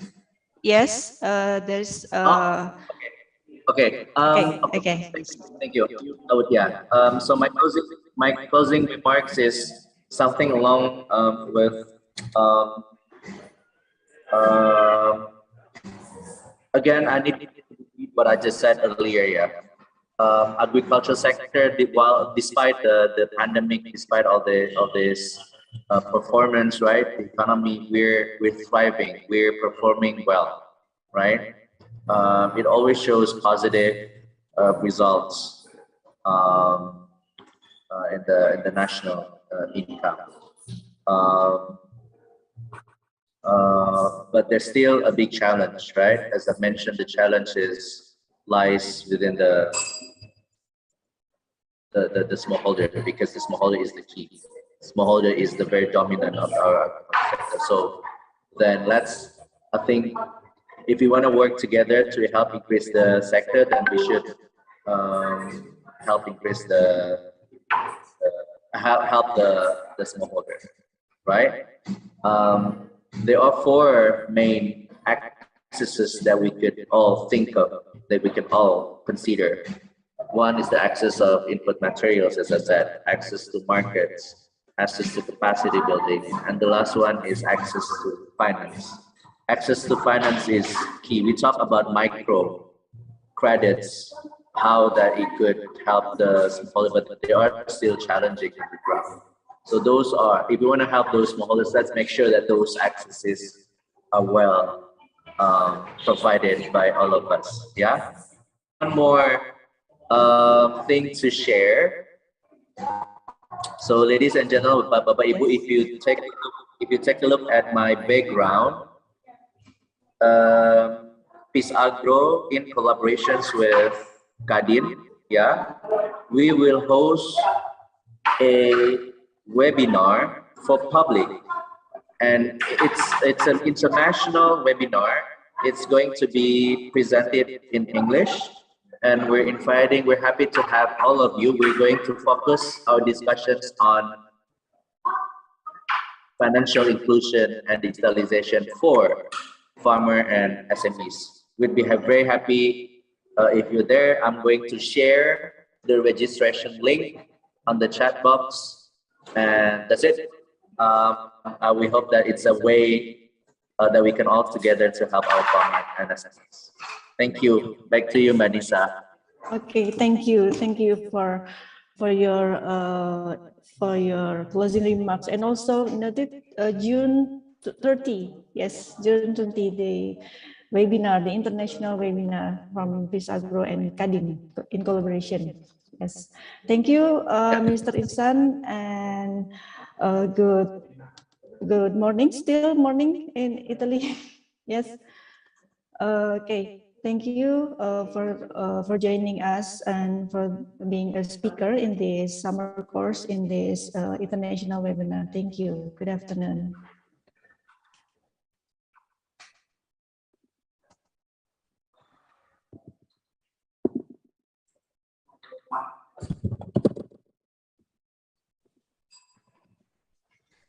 Okay, ladies and gentlemen, we are excited to move on to our last presentation that will be delivered by Mr. Daniel Faturrahman, STP, Master of Science, PhD. Okay, I want to slightly introduce about Mr. Daniel. Okay, Mr. Daniel is already with us in this room. Mr. Daniel, good afternoon. How are you, sir?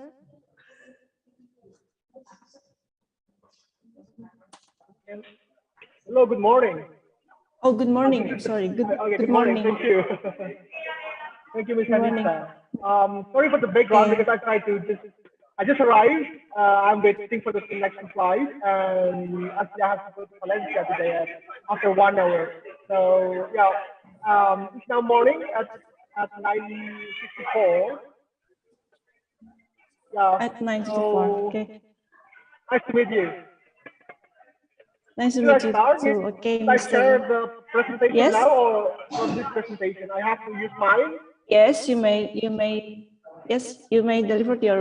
You may proceed your presentation. It's about 30 minutes, Okay. sir. Okay. I am now opening my file.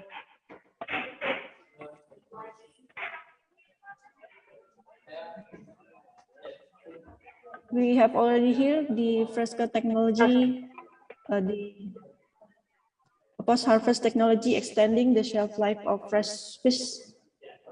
Is it right? Okay. By I 3 share to 4 my times screen right compared. now if possible. Okay. Okay. Hello. Can you hear me?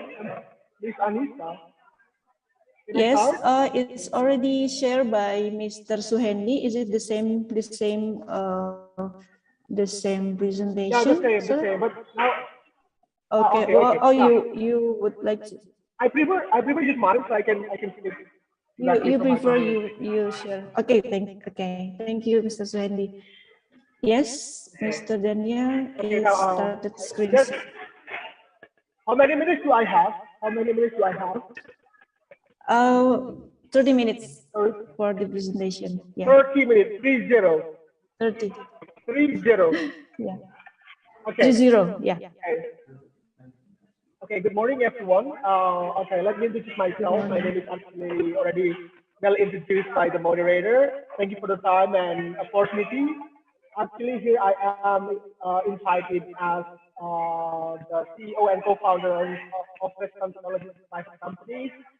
This is actually a startup established last year, but it already started 4 years ago. Just because of the supporting funding of the IT Food and European Union, we were obliged to incorporate it last year. So here I would like to introduce about our company and what we are doing. And this is based from our research and our invention, which is a series of technology of post-harvest to extend the shelf life of fresh fish by 3 to 4 times compared to conventional methods. And we have our website. You may see our website, and here is our email, and this is our fax number. We incorporated last year, supported by a project called European Union Horizon 2020, and we are actually we have 12 technicians and our 3 management board.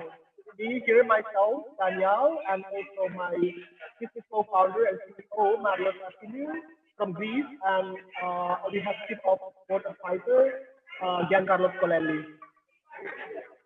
And maybe also what I understood from the invitation, I wanted also to introduce how to build business and how to start business proposal on business model. So here maybe starting from the skeleton, which is a model canvas, I want to show our business canvas, how we build our business canvas. maybe slightly a bit, I just introduce the main point. So actually, what is business model canvas itself? So it is actually a guide of our business, where to go and how to operate our business. First of all, we have to get our mission. What is our mission? For example, our mission is a fresh and delicious production enjoyed by everyone. And what is actually problem here we are tackling? It is low consumption of fish, which is, we know in Europe itself, we have only 40% sufficiency. And of course, the 60% European Union itself purchase from other nations and other continents. And also it is reported that aquaculture production quantity share of European Union world has been, has been decreased from 15% to 5% in 2017. And this is most importantly, 35% of total production are going to waste or lost because inadequate processing and hygiene. Which is actually, I know in Indonesia as well, we have this kind of problem where hygiene is the main problem of Indonesia. So we have difficulty of process and reduction of cost, and especially in waste. And then we here have a solution. What solution we propose? Of course, here is about packaging, modified atmosphere packaging for the shelf life, for extending the shelf life of fish. And this is also important. What is the unique point? What is the unique point that we have compared to other businesses which is existing in the world? So we have our new invention. What is this? Here we have IP, intellectual properties. If we invented something, we will introduce our IP and we have to register our IP. So we have to identify what is our unique point. And unfair advantage is actually the explanation about the unique value proposition. What is the advantage of user or of using our technology? And also we have to understand our customer segment. This is very important. Who are our customers? We have to know, and how many are they? So for example, our scout, we identified our customers is about 91 companies.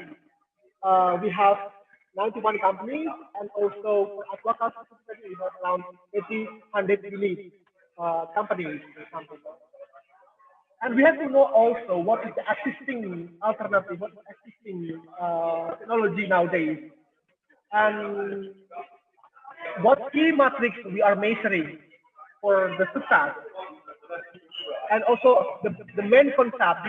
This is also very important. What is actually the main concept? For example, for our company, we have the main concept, which is innovative and economically attractive solution to decrease the fresh fish waste.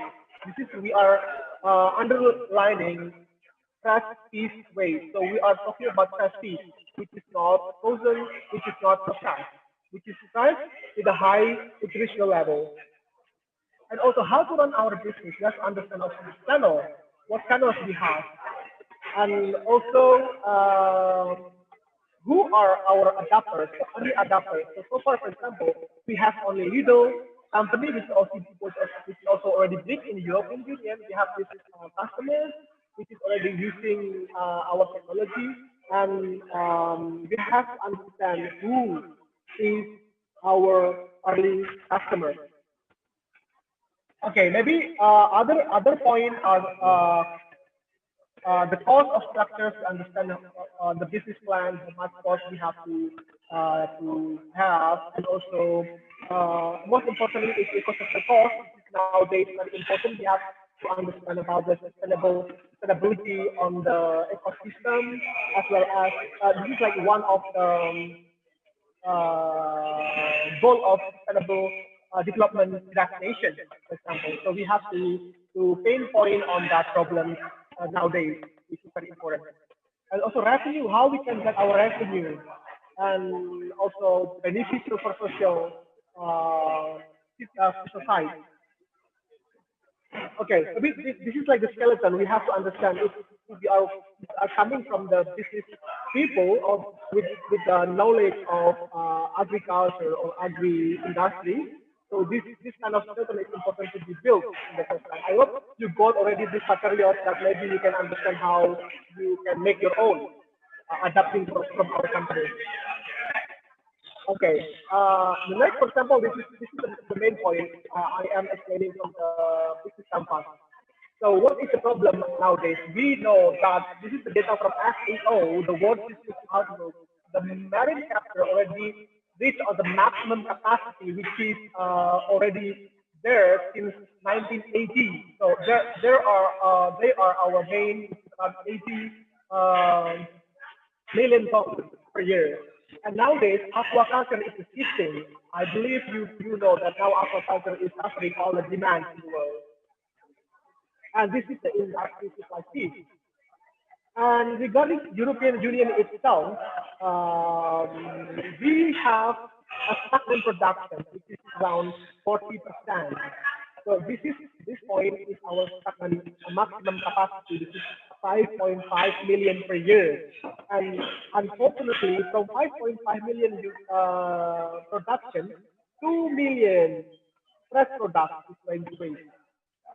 And this is caused by the loss because of inadequate processing and hygiene, which I know also Indonesia is facing the same problem. So we have lost a lot of production, a lot of food because of inadequate processing and hygiene, that we don't know how to make it more hygiene with a longer shelf life.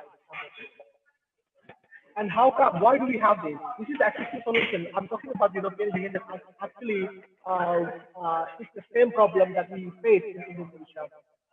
So frozen storage, this is a long shelf life up to 1 year. Well, this is actually a solution, but it has poor quality. The quality is not falling the same as the passive, and it has space loss, which is rigor mortis.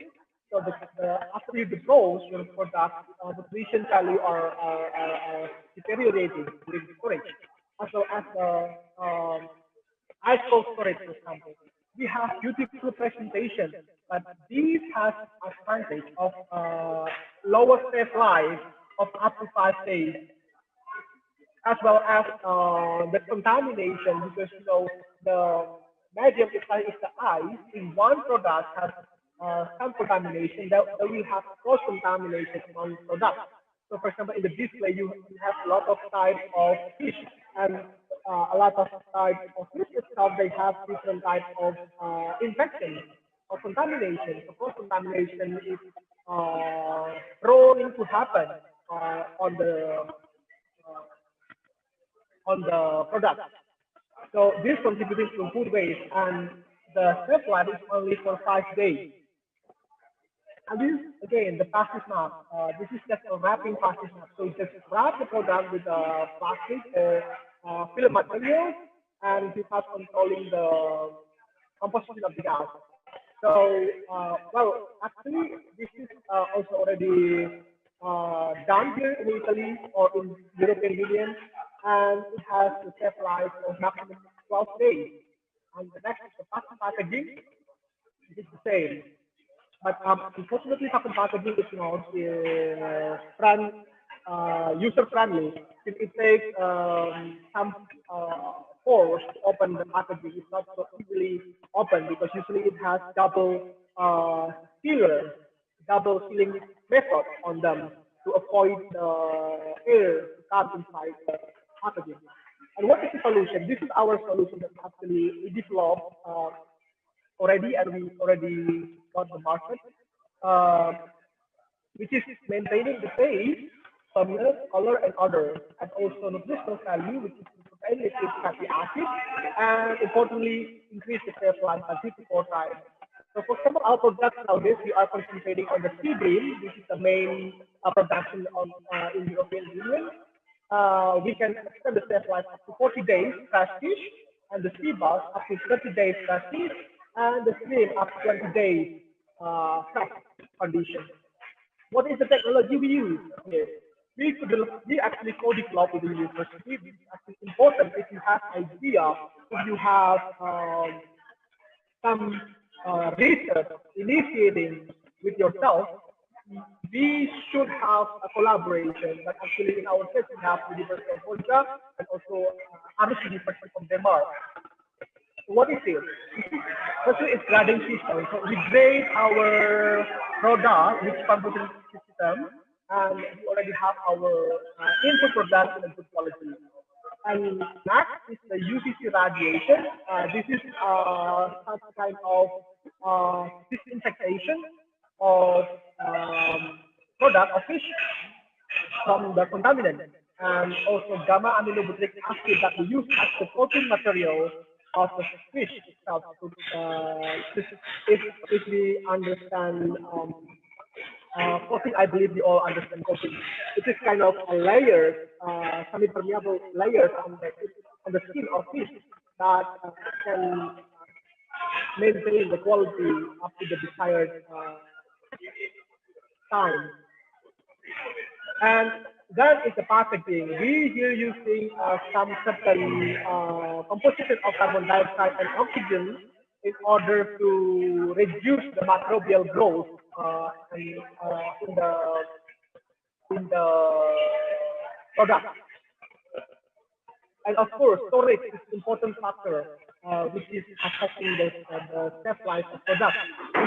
This is in Indonesia itself, the case that we know we have a big production, but cold storage is the main factor in the landing. Landing, I'm talking about landing. I believe you understand already what landing means. This is like landing means that harvest in the marine harvest landing, or even aquaculture. So maybe we have several main ports for landing. There, in the landing port, we don't have appropriate storage, cold storage to store the product. Okay, so talking about the customer, so here we identify, for example, we go from business to business. Our customers is supermarket. This is Lidl. Lidl is a German company, and for example, in Indonesia will be Hypercoop or 7-Eleven or Indomart, or even bigger than Indomart. So yeah, something like that. We have our competitor, for example, Amcor, Factory Jeans. The competitor has the shelf life of up to 12 days, but here we have a shelf life of 40 days. And talking about the fat weight loss, the competitor has 20% weight loss, and we have 2.5% weight loss. So we are competitive in the market. And talking about the sustainability, we have our weight reduction from the existing value. We have 1,200% of reduction in terms of fish weight per year. Okay, about the secondary benefit, how we have the ability of the extension of the shelf life itself. For example, if we have only 10 days, we have only 3 local consumption. Okay, and if we have extended for 10 days, we have some limitation distribution. For example, here our company is based on Greece, so we have only in around the country 10 days. But what happens in 3 days? So reaching most of neighboring countries, and in 40 days we already reached all European Union countries. Okay, and about the market size, so this is the important thing if you want to understand how to build our business proposal or business model. We will have to identify what size we have in the market. So for example, we are aiming here in Italian business for the first, and then European Union for the second, and the world. And what you need, and how many percent are how much percentage they are contributing on the income, on the revenue. Okay, talking about the business model, from what kind of client business we have, and which part of income do we get. For example, from the sale of equipment, that we are also selling the equipment of packaging. We will have our machine tax around 6K per machine, and also we have sales on the consumables in the film, which is 100 euro per ton, and gas mixer, we use some mixing of gas, so this is the sales of consumables, for example, and also service per year. So if you want to build your business model, you will identify some classifications of incomes that we might get from our business. And also the contribution per source, we can understand by the modeling, for example, how we can get the proportion of the business by years. So in our case, we started in the 2021, and this is what we got.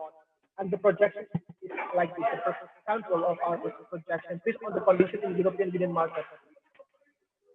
Okay, well, actually, we already reached our break-even point the first year, and we also have to project what is our breakdown in the next 5 years.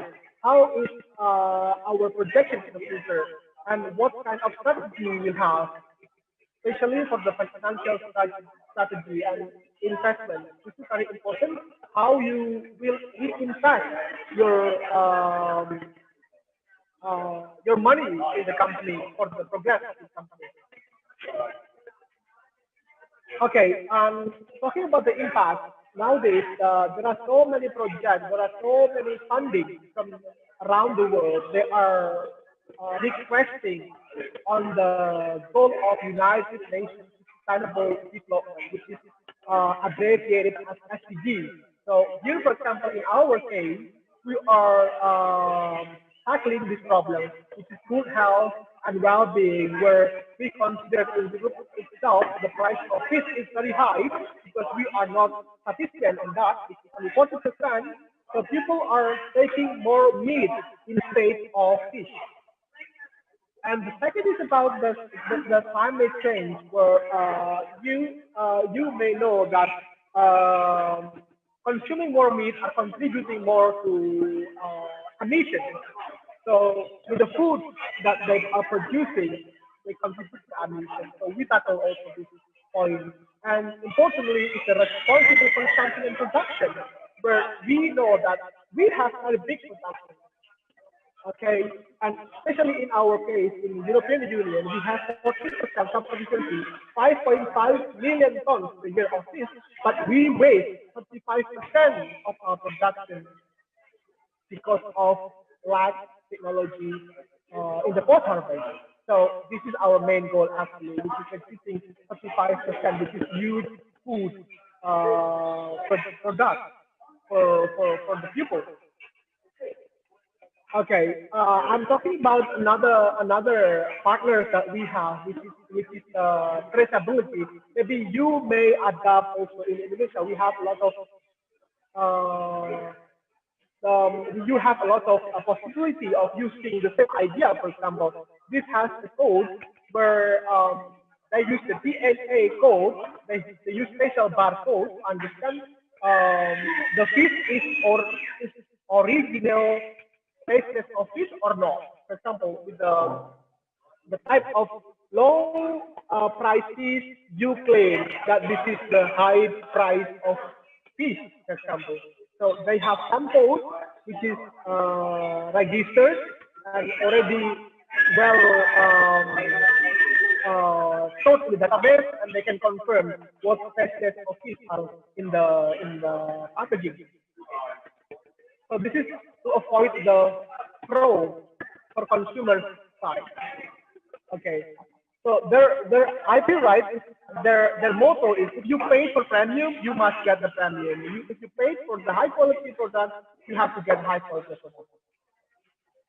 And also here, I want to talk about this is actually also our projection in the future, that we also go to fruit and vegetables, where the total sales in European Union itself is around 1 billion euros. And people nowadays are consuming ready-to-eat salads and fruit for their health, for their diet. So this is now a boom production in European Union. Okay. Okay. Talking about this, of course, the modified atmosphere packaging is a key factor how to maintain the quality of the product. For example, this one is a type of vegetables. We use 3% oxygen to maintain the quality of the vegetable up to 14 days compared to the air where they are already deteriorated. Okay, another aspect is also from the slice uh, slice upland. So we use the plastic of polypropylene with the coating of CiO2. So we can have the difference here, where the only plastic and with the coating. And also using some technology of microwave technology. So you can see this is a very different quality indication where we have to treat microwave. For example, this one. This one is microwave 0, meaning that they are not treated, and after 7 days they become pale, and the nutritional value also decreases. While we are treated, they are remaining in a good quality. This one. So this is an example of technology that you may use and you might discover. Okay, also the use of probiotic lactic acid, for example, and essential oil to extend the shelf life. This is already, there are a lot of work on that. And this is also my work. This is actually our work that we are trying to extend the shelf life of goji berries, which is superfood nowadays. This is actually our supervisor, our chief supervisor, talking about this conservation, this packaging in local TV, how to conserve, and this is actually new that we will also use in the market very soon to extend the shelf life. And we have already our results, and we are registering our patent. And by using 20% of CO2, we can maintain the quality of berries of up to 22 days, where the air is already deteriorating. The shelf life is actually around 5 days if you don't use any kind of treatment. But after you use this treatment, you can extend up to 22 days.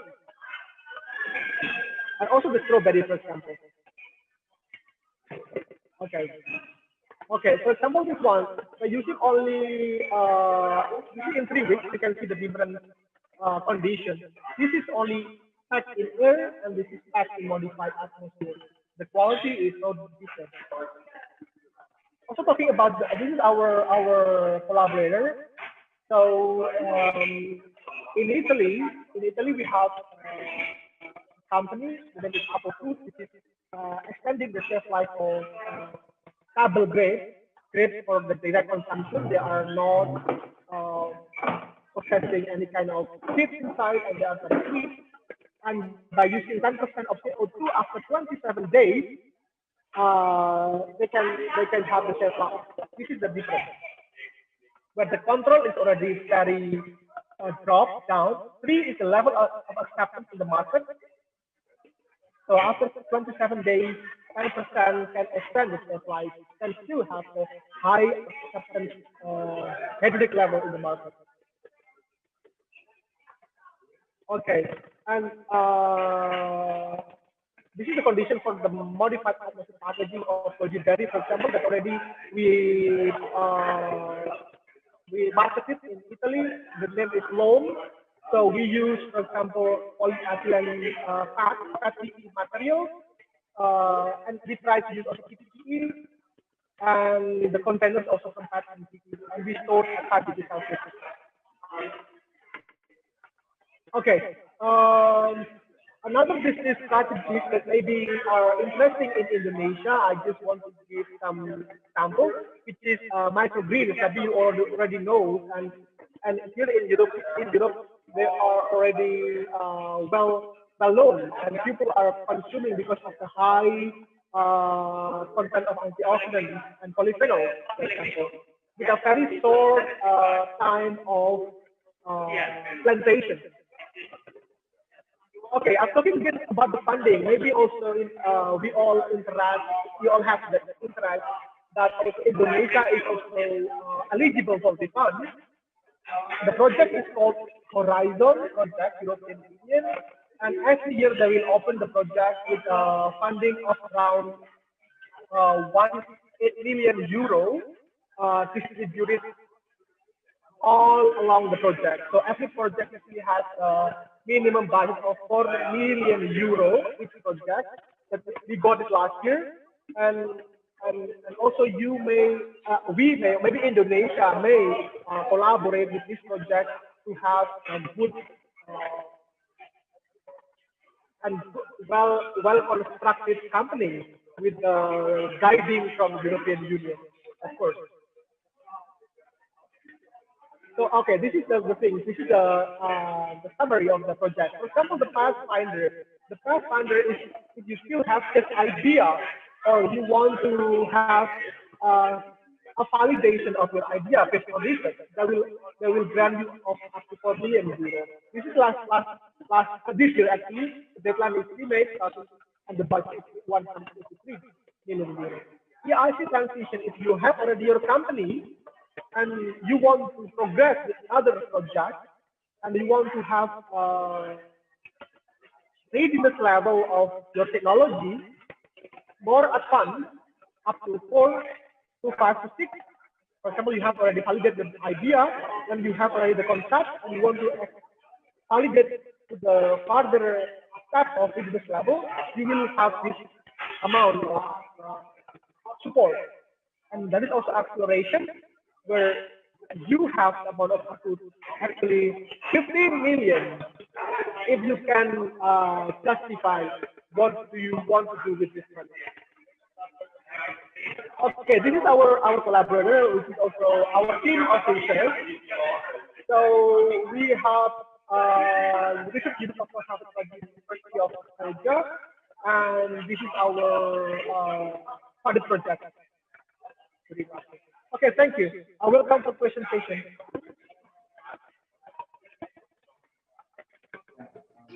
Thank you. Thank you, Mr. Daniel. Thank you. Okay, and okay, thank you. This is about your presentation, very interesting, and there are so much technology to keep the agricultural products, to keep to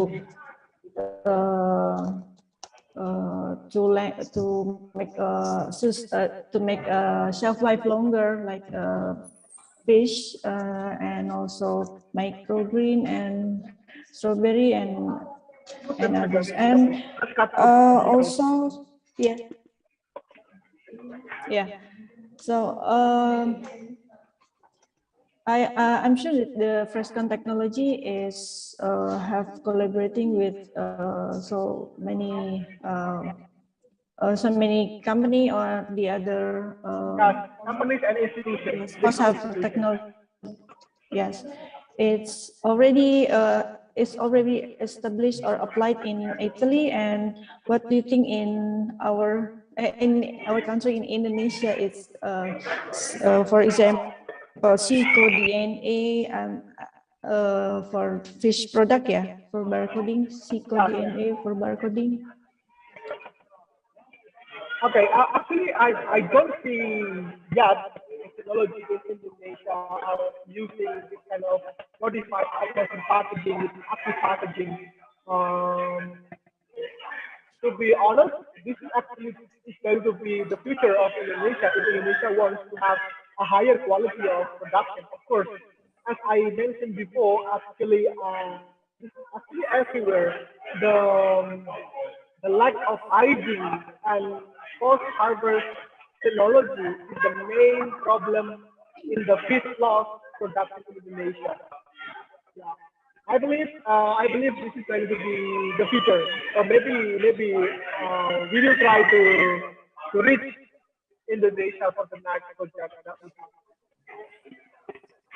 Maybe also you all also interested for this system, maybe, because we know that we have lots of types of production.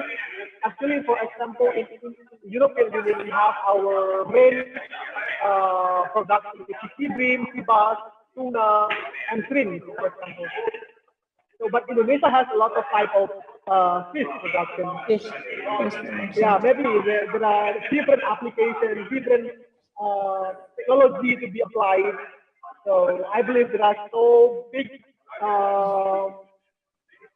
land to be cultivated. I mean, there are a lot of discovery. There are many needs in Indonesia has to be explored. So I hope these people in the group, this generation, including me, we are all this generation who can tackle this problem. Okay. Yeah, thank you. And we are moving to our Q&A session, sir. Is there any participants or students who want to ask to Mr. Daniel about the post-harvest technology, about the commodities that Frescon already applied to extend the shelf life? Is there any question? Or you may, the participant, you may ask directly or type in the chat column in Zoom. Okay, it's already one or two participants raised hand. The first is Lutfi Septia and Nafilah Ahmad. Okay, Lutfi, please unmute. And okay. Okay, thank you, Miss. Okay, sir. Thanks for your outstanding presentation. Nice information for me. Okay, Indonesia is a maritime country that has more or less 2 million km of ocean. So there are many kinds of fish in some areas. When we to increase the durability of the fish is to make frozen fish. So can this method be applied to every kind of fish, or maybe it just applies to certain fish? Thank you, sir. Okay, thank you. Okay, very nice question. Can I just answer directly? Oh, directly. Okay. Yes, please. Okay. Okay, sorry. Okay. Hello. Thank you, Lutfi. Okay, very nice question. Actually, very great question. So, this technology is actually applied so far in white muscle fish. So I'm talking about white muscle fish. White muscle fish meaning that the fish with a white muscle, for example, we bring to bath. The red muscle, for example, tuna, we have different technology. So of course, if you want to have red tuna, you can also apply this technology with different type of processing lines. That we are now still working on that. Yeah, of course, you have different types of physical deterioration. You have different couple of shelf life indicators. But I want to say that if you have that most of the things, I mean, white fish, you can apply this technology. And please, again, like frozen fish doesn't fall in the same quality as fresh fish. So, of course, this is very needed, especially in our country, Indonesia. Okay, Lutfi. There any other question to Mr. Daniel? Okay, this answer is very clear. Thank you so much, Mr. Yeah, so. Thank you for the question. Yeah. And this the second, Nafilah Ahmad. Okay, thank you for this opportunity, and thank you, Mr. Daniel, for this great presentation. For what I get that from this presentation, that it is really inspiring, inspiring project. I mean, and then I think that is very promising in answering problems in field of fishery, but do you still face any challenge to that this company have to face? I mean, okay. Yes, about challenge, future challenge or current challenge that the company have faced. Yeah. Okay. Well, actually, this is the current challenge. Okay. For example, nowadays we have a lot of intelligent packaging, right? So, for example, the challenge is to have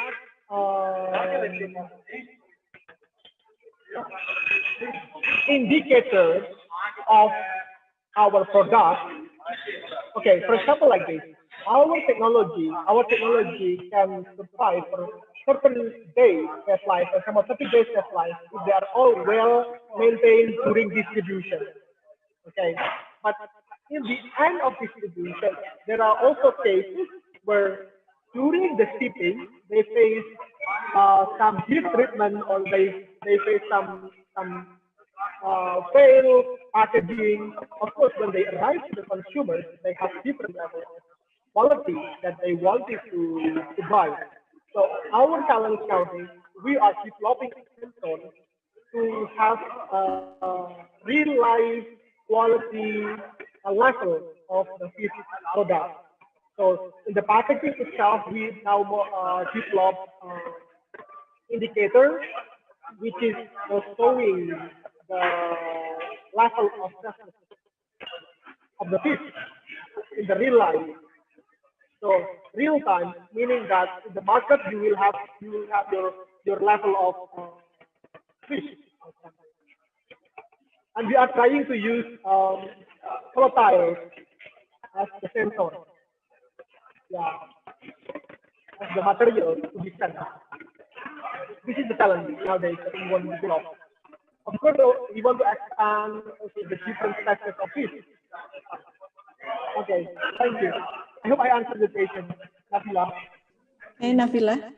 Thank you. Okay, thank you. So yes, to apply the technology, to apply maybe what we call Agroindustry 4.0, to how to extending shelf life. Yeah. So one more question from a participant who already raised hand. Yeah, Prasetyo Budi. Prasetyo Budi, please. Okay, thank you, Miss, for this time. Sorry, sir, but I have a question. How do you convince current fishermen to change the way they prefer fish from conventional methods to more modern methods? Because many fishermen in my area think that change method will increase cost. Thanks. Sorry, Yeah. can you please repeat again? I don't get the question. I think, yeah, Prasetyo. Can you please repeat How again to the question? convince Because I didn't get it. how to convince the fishermen because how to convince the fishermen to switch from the conventional method to technology to post-harvest technology in his Okay, this means. Okay, this is actually a very good point how to convince. Of course, like before you apply for the before you go to the market, you have to do some research on your customers, on your this target customers, consumers. Of course, like for example, you have to make a model what benefits they will get. Okay, or are they aware on this? So, for example, in our case, our customers get more benefit of using this technology, and the technology is actually adaptable for their product, for example. So, well, if you buy this system, you will have increase of income because from the price of the fresh fish, you will get a higher price if you sell fresh fish instead of frozen fish. So you have to make some publication maybe or some understanding if they are aware or not on this case. So of course, market research is important to be done to conclude on your business. So yeah, this is the thing that we have to understand. Before you have to calculate all the things. We have to calculate all the things. If this business is sustainable or not sustainable. Well, go or no go. If you have the focus of go, it means that you are sustainable with your financial, with your cost. Yeah, I'm saying the market research. I hope I explained. You can maybe you can just talk to the consumers or easy like this. You don't need to have the questionnaires for the initial. You just can talk to them. Hey, what do you think if you use this technology and we can have the trusted life of fish and they will sell your fish with a higher price and they will buy your fish with a higher price. For example, in our case, the price is actually for sea bass and sea bream, 1 kilogram is 24 euro. Okay, 24 euro. They can get the sea bream, sea bass production. The price is 24 euro. They sell. We buy 24 euro. Okay, fresh fish. And if it is frozen, the price becomes 5 euro. 5 euro per kilogram. So this big difference is already clear to reach their brain, for example. This is in our case. 24 euro fresh, 5 euro frozen. I hope I explained in a good way. Yeah. For the maybe the fishermen considerate about the expense, another expense to apply the technology, but like you give an example about what we call added value when the fish sea bream, what kind of sea bream, yeah. Sea bream is from 5 euro 1 kilogram to 24 when it apply force harvester technology. Yeah. One of example, one of approach to the farmer or to the fisherman. Yes, I think so. Okay, thank you, Mr. Daniel, and the participant for your question. Okay, I think is there any? Okay, I think it's we come to the end of our discussion, sir, Mr. Daniel. Yes. Thank you. Sorry for the disturbance of the sound surrounding the area. So, okay. You will thank you. continue. Bye. Yeah. Okay. Thank you.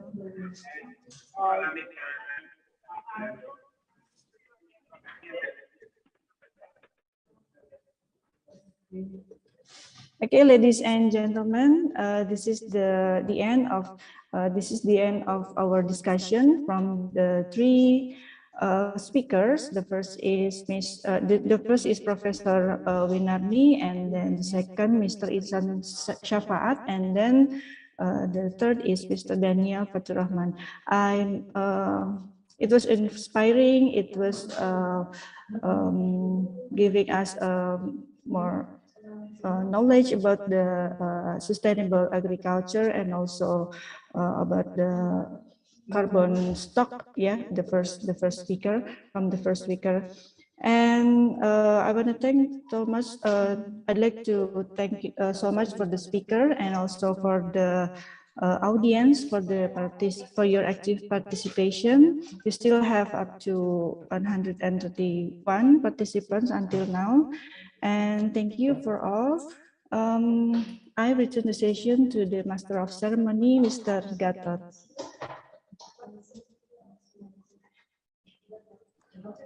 Yeah, okay. Thank you, Ibu Anissa Kartinawati.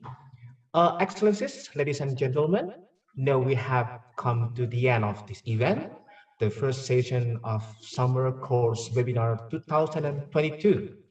On behalf of the host on committee, we would like to extend our deepest gratitude and appreciation to your support in active participation, especially for speaker, Professor Dr. Insinyur Winarni Munoarfa, MS, the expert staff of Minister of Environment and Forestry Republik Indonesia on energy sector, then Mr.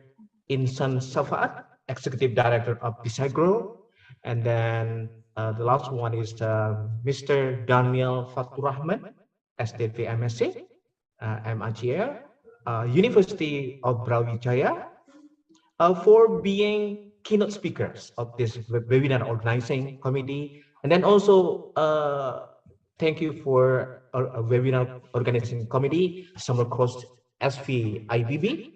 And then I don't forget to say thank you to university partner from Mariano Marcos State University, Tarlac Agricultural University, Iloilo Science and Technology University, Polytechnic Ungku Omar, Universidad Rey Juan Carlos, and then University of Nigeria and Brawijaya University, and also student delegates of summer course program around the world. Well, we wish we get the premier science and technology to make the world better and better, and hope that we can meet again in the next webinar session next time. And once again, thank you very much. Good afternoon. Wassalamualaikum warahmatullahi wabarakatuh. Waalaikumsalam warahmatullahi wabarakatuh. Waalaikumsalam warahmatullahi wabarakatuh. Thank you, Chair.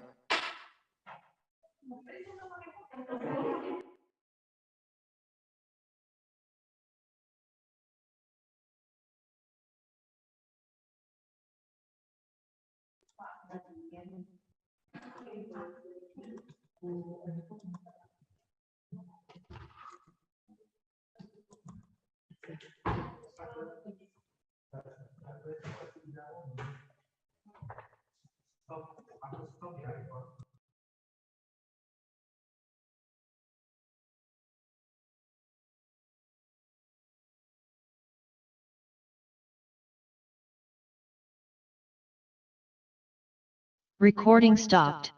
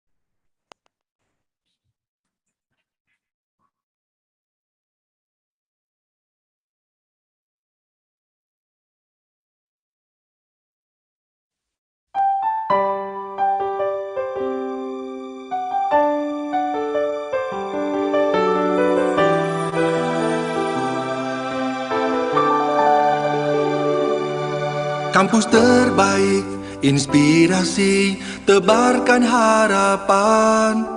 Kampus terbaik, inovasi, wujudkan impian. Kampus terbaik, integritas, kuatkan tujuan. Kampus terbaik, beri terbaik untuk negeri, untuk dunia, umat manusia dan alam semesta.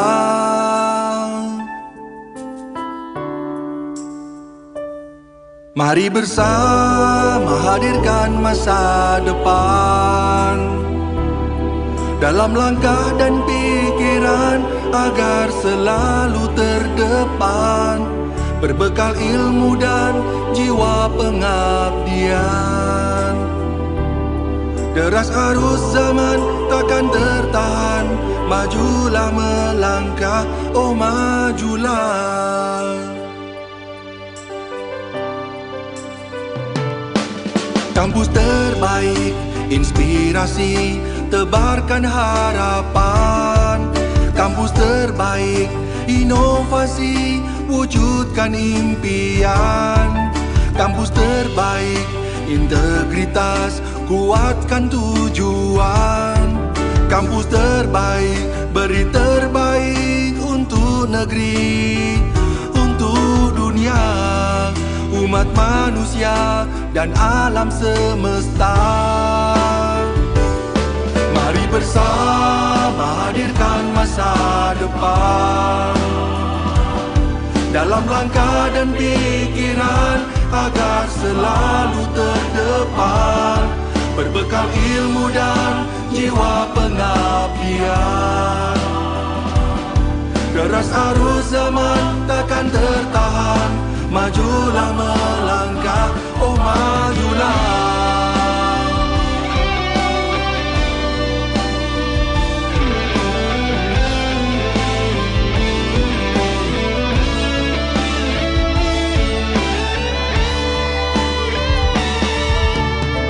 Terus berpacu dalam keunggulan,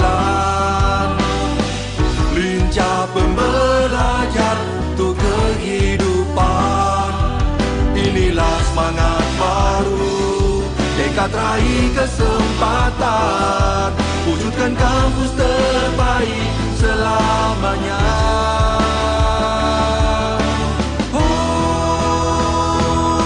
Mari bersama hadirkan masa depan dalam langkah dan pikiran agar selalu terdepan, berbekal ilmu dan jiwa pengabdian. Deras arus zaman takkan tertahan, majulah melangkah. Mari bersama hadirkan masa depan dalam langkah dan pikiran agar selalu